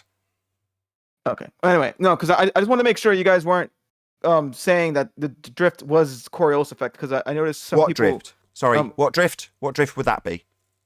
The 15 degrees. What 15 drift. degrees an hour? Sorry, the claim that the globe makes. You've got examples of that, have you? We're not just going to start by assuming we've got it, are we? I guess. Okay, give me a second. I guess. Hold on. Can we Chocolate, establish please. it? Please! It's the third time. Sorry, my friend, Armada, just so Yes. that people aren't confused about who's talking. Are we assuming that we've got 15 degrees an hour drift at this stage? Because I'm asking what 15 degrees an hour drift, given that we've already established... Don't need to interrupt, I'm just getting us back on track. We've established that it's not about our apprehensions about your claim, it's just about your claim on the globe side of drift at 15 degrees an hour. So, do we have that? Can you show it us? I mean, okay. So, I guess for Coriolis, we would have to assume that. Now, granted, No, we don't do that. No, we don't just assume that. That's definitely not what we do. Stop. Hello. No, we don't just assume it. That was why I asked you if we were assuming it, because if you'd have said yes when I asked, I'd have said, no, we don't just assume we've got drift. We want to see drift. Well, no. Yeah, I get that. No, I was just saying for Coriolis, we would have to assume that, unfortunately, though, I'd have to prove it first, though, the 15-degree drift, whatever, which I can't quite... could you in theory... hold on. So I'm just thinking real fast. Could you in theory work backwards from Coriolis? That's what I'm thinking. Because if you work backwards from Coriolis and prove that Coriolis effect is real, and could you do the math backwards and then get that 15-degree drift? Because that's a tough one. Hold on, give me a second. It shouldn't be tough. You might be able to. It's claimed we've got Coriolis effect, so it shouldn't be tough. Just need to show it us. Yeah. Is it tough to show us something that's claimed to happen on a turning Earth? Is that hard to show? Shouldn't be, given that it's claimed it happens. Why are you having such difficulty? Just show it us. Yeah, well, that's the issue is pretty much finding, I guess, something, like a source or whatever that would. Hold on, a source. If we're turning, everything would drift. There's not one single example. Literally everything that left the non-inertial turning reference frame, observed from that turning reference frame, would drift. Everything. So you're saying pretty much everything should be on the everything. No, drifts. Everything. No. That's what the globe says. Let's just get that nipped in the bud. This isn't my claim, so you don't need to debunk my reference frames at the end of it or anything like that. I mean, you could be as dumb as Dan, we'll see. But no, I'm not claiming that. The globe claims we have drift. That's Coriolis effect, us turning underneath stuff. So we should be turning underneath stuff, not occasionally turning under. I'm nearly done, my friend. Just explaining what Coriolis is and how it would affect our general day-to-day lives. That would be that we'd observe Coriolis effect. Not sometimes, always. It would be an effect that would be an effect always. Not difficult to detect, not I need to rack my brains to see it. It'd just be occurring always, because it would be an effect that we would have. Do you understand? Mm-hmm. Yeah. Excellent. So do we have this effect? Can you show it us happening? Can I real fast attack your claim about everything drifting? Everything should be drifting? No, because I haven't made that claim. That is not my claim. Let's try that for a third time. Stop. Okay. That's it. Stop. Okay. That is not my claim. So, yes, you are as dumb as Simon Dan. You don't need to attack this as my claim because it isn't. So let's get that explicitly clear while you constantly stutter and stammer through me off mute. No, I don't. Yeah, that's it. Just stammer and stutter through me while I correct you for the third fucking time. Stick yourself on mute. I'm letting you know I'm listening. What? By talking through me? That's really useful. Just go on mute while I tell you what's what about what I'm not claiming. That would be, I'm not claiming reference frames. I'm not claiming Coriolis effect, and I am absolutely, definitely not claiming drift. So if you start your statement, if you are claiming, directing it to me, you are literally as dumb as Simon Dan, who thinks it's needed to debunk my claim of reference frames. So, to be clear and to summarise, I do not claim drift, I do not need Coriolis effect or reference frames to claim anything ever. However, you, that would be you fighting for a globe, absolutely require 2 reference frames and drift that, according to you, you need to rack your brains and look really hard for, even though we should experience it always. Are we clear? Not my claim, your claim. All right. Can I talk? All right. So okay, fine. So not your claim then. Can I still attack that idea then that we should all be everything should be drifting Yes, 15 please. degrees? Sorry, you want to attack the claim the globe makes that we have drift? Sure. Let's. Sure, can I Why? attack that? Sorry, shouldn't you be proving that claim? You're on the globe side. No, because it's not correct. Sorry, you now question my understanding of Coriolis deviation. That would be a non-inertial spinning reference frame with you attached to it observing something in an inertial reference frame drifting. That would be a not actual deflection caused by you turning underneath. You question my understanding of Coriolis effect? Yes, is that okay? Maybe you could take me to a definition of Coriolis effect. All right. So I'm gonna real fast get one for you real fast. Don't know if I can find. Let me see, because a lot of the things, the definitions I've been finding is. It sounds like you talking.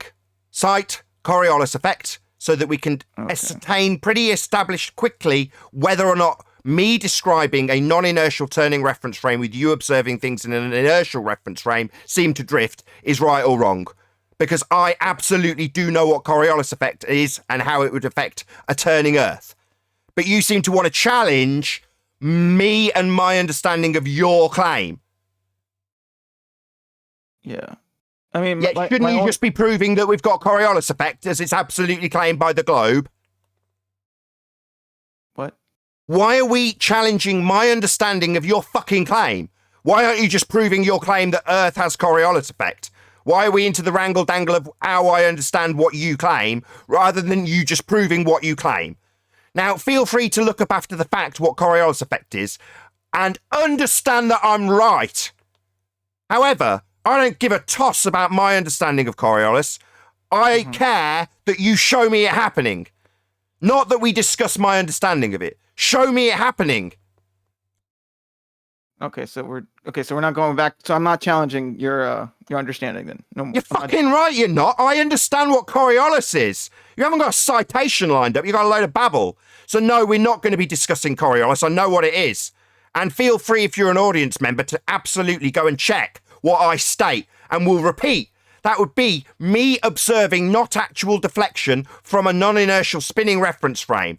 That's what Coriolis is. You define it. Don't have to look it up. Define it now. Go. Define it? Yeah. Okay, so stupid fuck. Define it. Wait, you didn't. Oh, let me find. Okay, so essentially, the Coriolis, the effect, the drift that you get, essentially is when you move from one location of the planet, right, where the spin is planet. Great. No, planet. Why is this effect described on a planet? You can describe it on a roundabout or anything that's spinning. Non-inertial spinning reference frame is what you require, not planet. Okay, fair enough. I was just using planet because, Because you don't like to beg the question that you're on a planet. Yeah, we know why you say planet. Coriolis doesn't require planets. Okay, fair enough. All right. So essentially, when you have a rotating object, specifically one that's like a circle or sphere, one that's round, essentially, right? Let's go with the roundabout, right?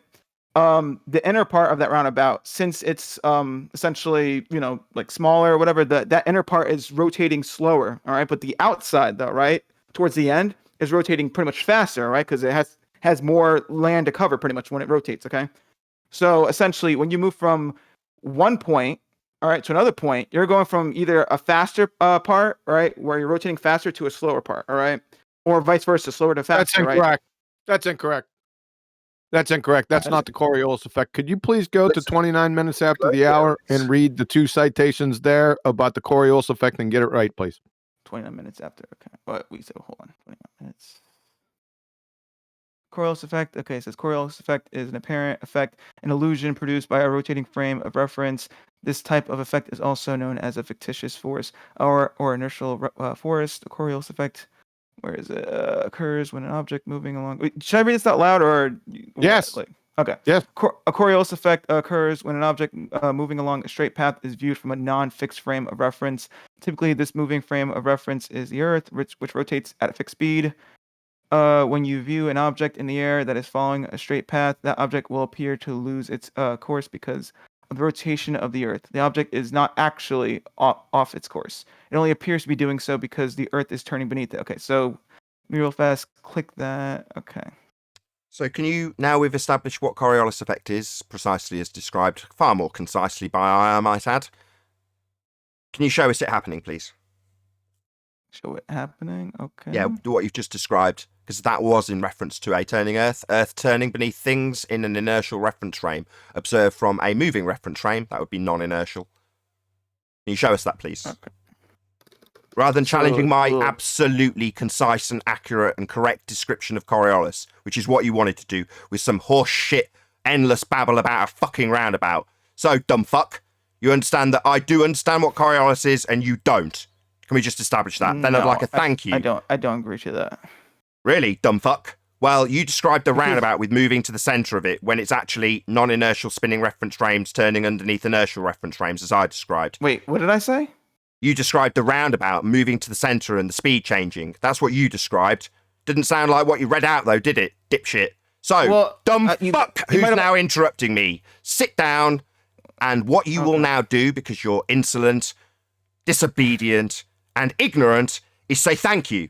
Thank you, Nathan, for educating me in the non-inertial turning reference frame, turning beneath an inertial reference frame to give you not actual deflection as you turn beneath things. Claim to be Earth turning beneath things in the reference you just read out that didn't have anything to do with roundabouts or changing speed. Thank you, Nathan. Me. Yeah, thank you, Nathan, is what I'm looking for from you. But I think you misunderstood me, though. I don't think I misunderstood. I think I know exactly what I'm talking about. You, on the other hand, describe speed changes on a roundabout because you are dumb. You've been educated. Maybe you aren't tolerant of an education and would rather stand on the desks now and tell me how I don't understand. I'd rather you just said thank you, given that you've had an education in Coriolis effect from a flat earther.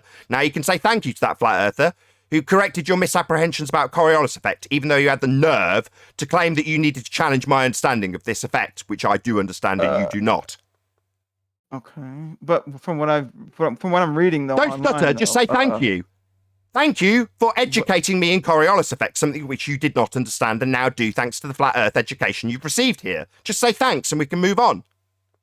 Well, how do we even? Don't ask something, Okay, you so- dumb fuck. Say thank you for the education in Coriolis which you did not understand. Well, hold on. We need to hold confirm on, that dumb the shit. definition- No, you are not in control. You won't tell me to hold on. You'll say thank you for your correction that you received. You didn't understand Coriolis. I detailed it concisely and accurately on 3 separate occasions with you attempting to challenge me, you arrogant little prick. Now we've corrected you, we can move on when you say thank you, letting us know that you understand that the correction has been accepted. You've read out a citation we provided you about your globe Earth claim of Coriolis, which you also deny, and feel necessary to challenge me based on my understanding of Coriolis, which is concise and accurate and correct, unlike yours. So, to move on, we need a thank you from you to me, the flat earther, who was right in the face of your abject stupidity. So just say thank you so we can move on with me asking you to show us this effect in nature. Thank you, Nathan, is And we what know I'm this- looking for, not a question. Oh, and we know this definition is correct. How? How do we? How do we? That confirm citation that? has been provided to me by Globers that are a lot more knowledgeable in this than you, my friend. Meanwhile, your side definitely believes this. Meanwhile, your ignorance and your verification of what we have provided you is for you to go away and research after the fact, even though you're here challenging us before being provided this information. What a fucking outrage. So you're here challenging us, you haven't got the slightest fucking clue what Coriolis is, and you're having to be I told. think I do. But after being told and interrupting the education that you're receiving, free of charge, you're going to demand that we prove that the reference is correct. The reference is for your globe claim. So we're back to you demanding that the citation given to us by globe-believing fundy zealots is right. No, we challenge that stupid nonsense. I'm about to ask you, now we've cited what Coriolis says on a globe, yet to receive a thank you, even though you thought it was changing speeds on a roundabout. Wrong. Observation of not actual deflection, dickhead. But you're yet to get a thank you from you. Yeah? You're still going to challenge us with your arrogance and your total lack of understanding of Coriolis effect? Just say thank you to the flat earther that's educated you. Can I just? I want to quickly say something. I don't give a fuck. Maybe You can say thank you ignorant prick. No, you don't get the chance to give your little case. You get a chance to say thank you, then we move on. Then you might Thank get a you chance for to do what, other though? things. Thank you for what? For educating your dumbass in Coriolis effect. For providing you with citation that shows you precisely what you have challenged as your own damn claim. You felt it fit to define this incorrectly based on what you thought I was claiming. No, we define what you claim. Something you don't even understand and we have to provide you with citation for. It's an outrage. Meanwhile, we have educated you. This will be the 6th time. In Coriolis effect. That would be observation of not actual deflection as you turn underneath an inertial reference frame on a non-inertial reference frame. That's about the 6th time I've concisely detailed something which I absolutely understand. And you gave us some pathetic ramblings about changing speeds on a roundabout.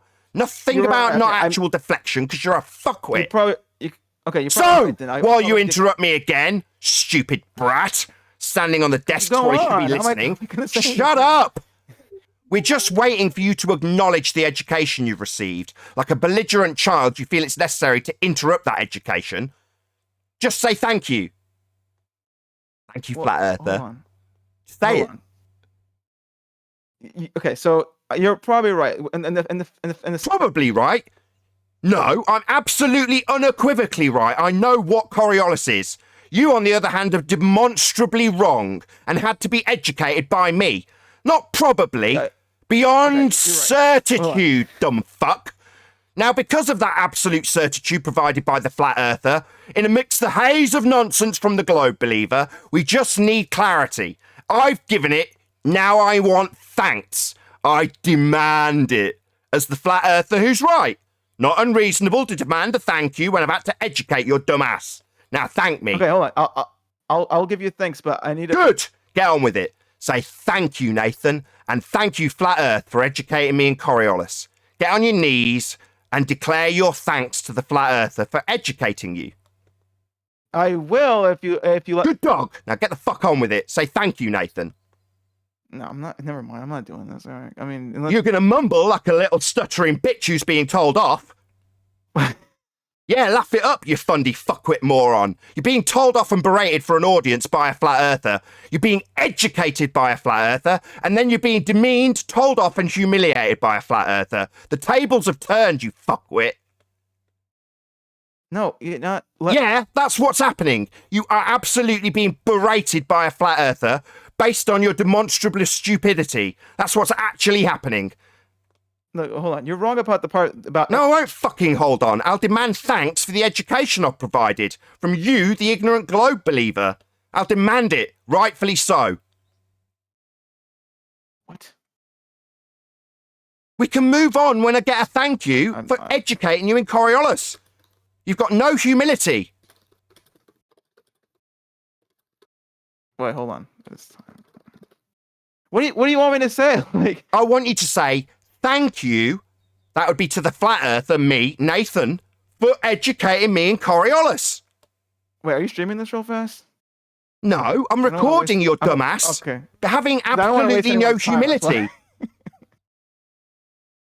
Wait, no, listen, all right. I would thank you, but because you did get one part right, but you also got one part wrong, though, all right? So I will agree to that I did get the roundabout argument wrong. That was... No shit. We know. Do you think I need you to confess to your incorrect knowledge? Yeah, we know where you're wrong. Now we're looking for a thank you for educating you what Coriolis is, providing we citation that you demanded.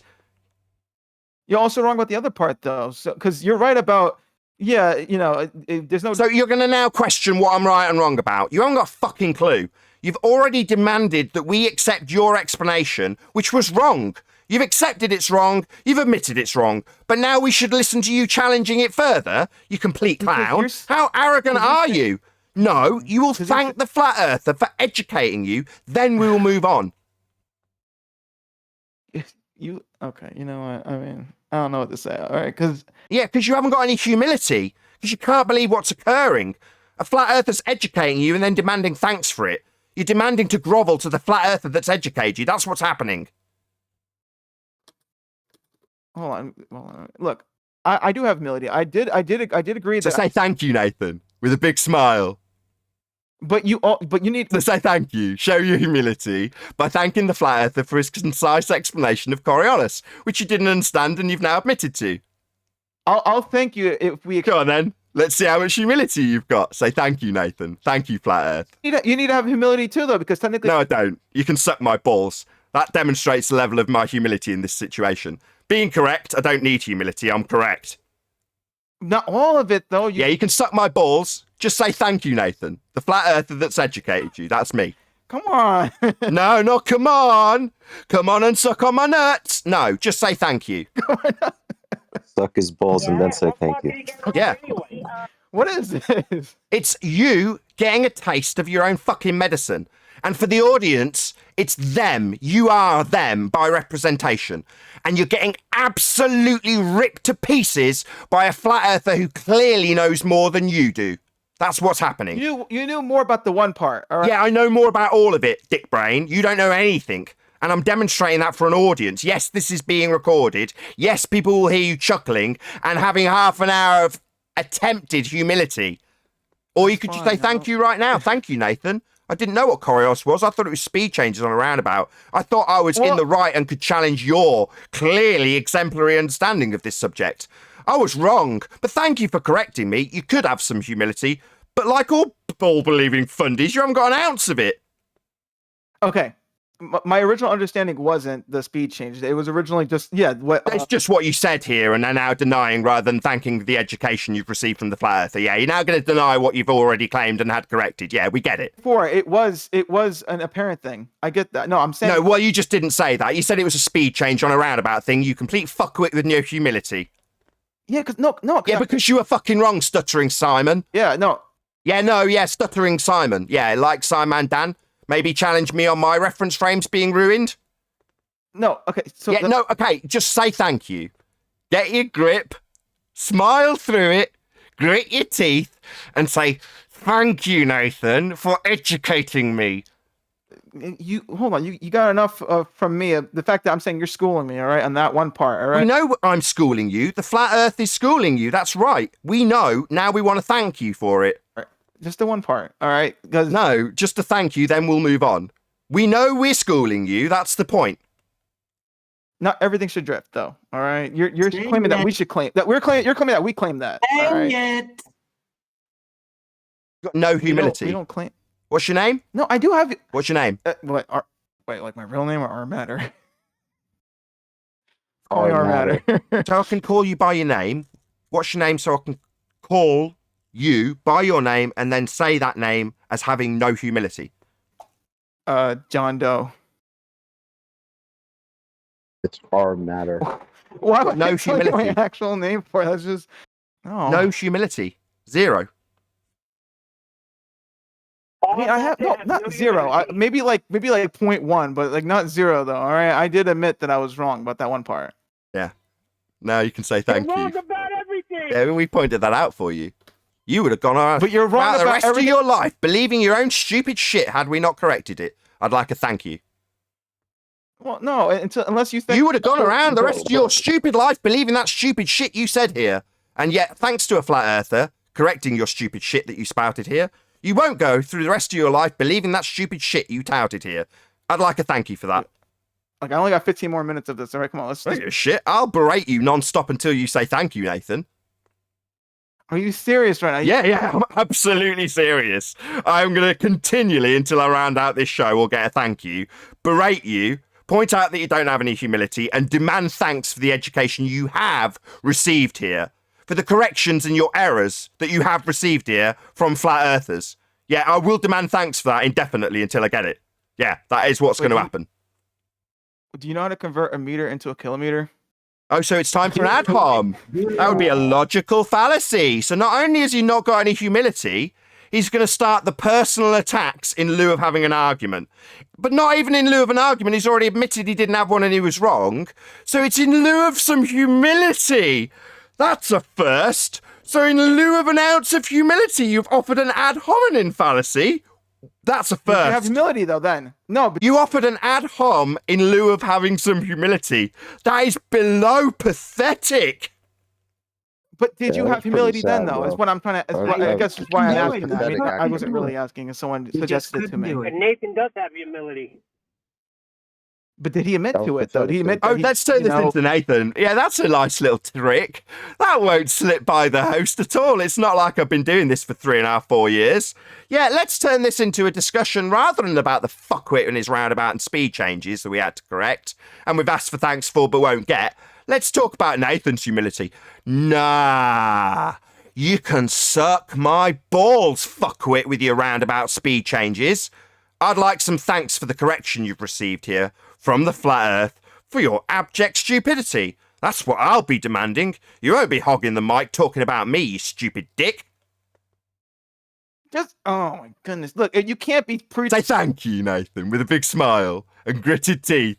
Show the audience that the globe has the capability of displaying humility. Wait, who what? He can't do it. I know they can't. That's Yeah, why be I'm a doing this. trendsetter. I'll do it indefinitely because the globe don't have humility. None of them do. It's pathetic. I. Thank you, This Nathan. is like Just try it. Cartman Thank you. trying Thank to you. admit something that he doesn't want to. Just try it. Try thanking the Flat Earther for Well, no, I educating your already dumbass. said I was wrong about that one part. But We why know should you're I wrong, fuckwit. We don't need an affirmation that you're wrong. We already know. We knew before you'd uttered your first word. What's this Okay, one but part? you're, You're wrong but you're about the still whole there's thing, still a buddy. flaw in your understanding though. The fact because you're Now, is there, Mr. I didn't know what Coriolis was until we educated you on it, and now you haven't thanked us for it, but are going to challenge us on it again. You didn't know what the fuck it was till we corrected your dumbass. Now you're going to challenge me again? What arrogance. What total lack of humility. Yeah, the guy didn't know what Coriolis was until we corrected him, thinks he can challenge us. How quaint. How arrogant.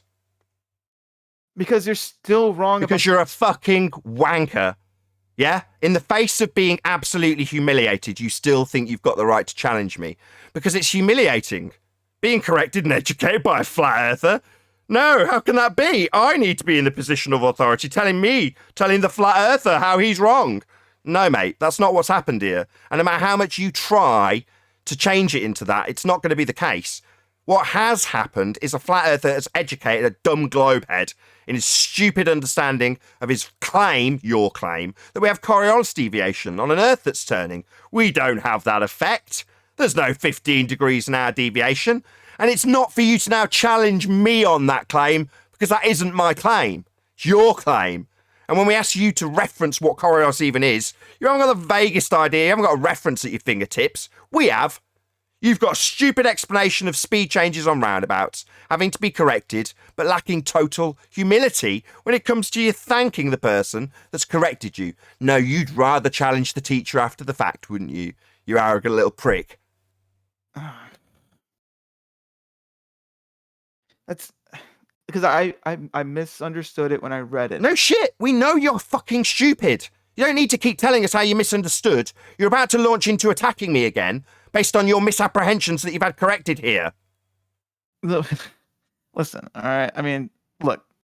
Armando, let me try. We don't claim that everything should drift. Real quick. He's now denying the claim, so it's back to the fundy cognitive dissonance circle jerk. We don't claim things drift. You don't even know what Coriolis is.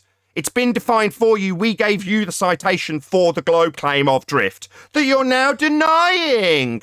Yeah, because it doesn't happen. The only reason you're denying drift is because it demonstrably does not happen. You'll never show it in nature. It's absolutely claimed that it does happen, though. Even though when we point out it doesn't and educate the glober, he's going to tell us that it's not even a claim anymore. Maybe go back to challenging me to prove it is a claim from your side? Nah, mate. Nah, you don't understand what Coriolis is. We do, and we have to educate people like you on an almost daily basis about their misapprehensions about their own stupid claims. I have a better understanding now, though. I mean, yeah. You could thank me for that. You could say thank you, Nathan, if you had an ounce of humility. You won't. Say that we say that all doesn't things it just drift. feel better knowing better? Why aren't Wait, you what? thanking him? You know more now. Because you be he's thankful? claiming that we claim that everything should just drift because the Earth is turning underneath everything. That's not true, though. That's not what we claim. Can you show me a So I- citation that says it turns underneath some things but not others? Can you give me a citation for that, please? Well, there isn't a citation for that, but that's So not... you just made it up. So now it's back to making shit up then. So you're just going to make shit up that isn't a globe claim, even though we've cited the claim you don't understand and detailed what Coriolis is. You're now going to make shit up about what the globe claims. What a shock. Well, no, you're strawmanning me because I didn't... Strawmanning, you know, I'm detailing what you've just done. Just made shit up. And told us that you've made shit up. But that is somehow a straw man? No, that's another time a globe has been corrected by a flat earther and doesn't like it. Not a straw man. Oh, I never said that though. You're putting words in my mouth. I never said that. Dude, You're arguing. If there is no citation, where did you get that information from? What information? What specifically? What you just said. I said You just okay. I said not that everything will drift. Where did you get that from? no, not everything was no, because okay, well, I got that from essentially him saying that we say that. Oh, so it's my claim. So immediately flip the burden of proof into it being my claim. This isn't my fucking claim, you stupid moron globehead. How many times have I got to tell you that this isn't my claim? That you using parts of my claim I don't make isn't going to make it a claim either, and that's not a citation. It's just something you've made up based on your misapprehension about what I claim. I don't have a claim here. I don't claim reference frames. Hope you're listening, Dan. The globe has reference frames that need to be demonstrated to be true with drift. Not examples of men not drifting on trampolines. Not demanding that we prove there should be drift, because that's your globe claim. People are retarded. If you believe or the matter. Earth is spinning, it is your claim. Or matter. See, here's what it is, right? So if you had the bit of humility, right? Because you did admit that you were wrong and that you did learn something, right? But if you had the high ground here, what you would do is you'd say, yeah, okay, thanks. You helped me understand something about Coriolis. And then we could move on to where you tell Nathan how wrong he is, whatever part you think he was wrong about. And then we could move on to you showing us, demonstrating where this Coriolis is. And then you'd win. Exactly. That's pretty much what I said. Just need to say, thank you, Nathan, for correcting my dumbass. Thank you, Flat Earther, and we can move on. But I don't even know if you'd even listen or even like. I mean, it seems like it might be a pointless. I mean, this is even more pointless when you think about it, though. I mean, because I'm not going to go anywhere with this, but I don't know. It's just, I don't know. I mean, you could say thank you for being corrected, or you could just mutter that's about all. it definitely. Hold on, but that's also a power move too, though. I mean, I'm not trying to look like a. That's right. That's right. You know? That's right. Yeah, power move. Yeah. That's what I'd call it too. Yeah, because I'm in power, you're not. That's true, but yeah, that is true. Yeah, that's absolutely correct. Flat Earthers are in control now. And with that, I'm going to say a huge, massive, enormous thank you to both Discord and G+. Oh, my camera's frozen. At least it's frozen on a nice picture of me smiling. So that's something. With that, I'll say a huge, massive, enormous thank you to both Discord and G+ panels for making today's after show possible. Of course, a massive thank you to all of you in either Nathan Oakley 1980 or Nathan Oakley Premiering streams for hopefully smashing the super chat, liking, commenting, sharing, subscribing, and all that good stuff. Also, below this video, there is a link to get £50 for swapping your UK electricity supplier to Octopus Energy. I've been Nathan Oakley, and I'll see you all in the next video.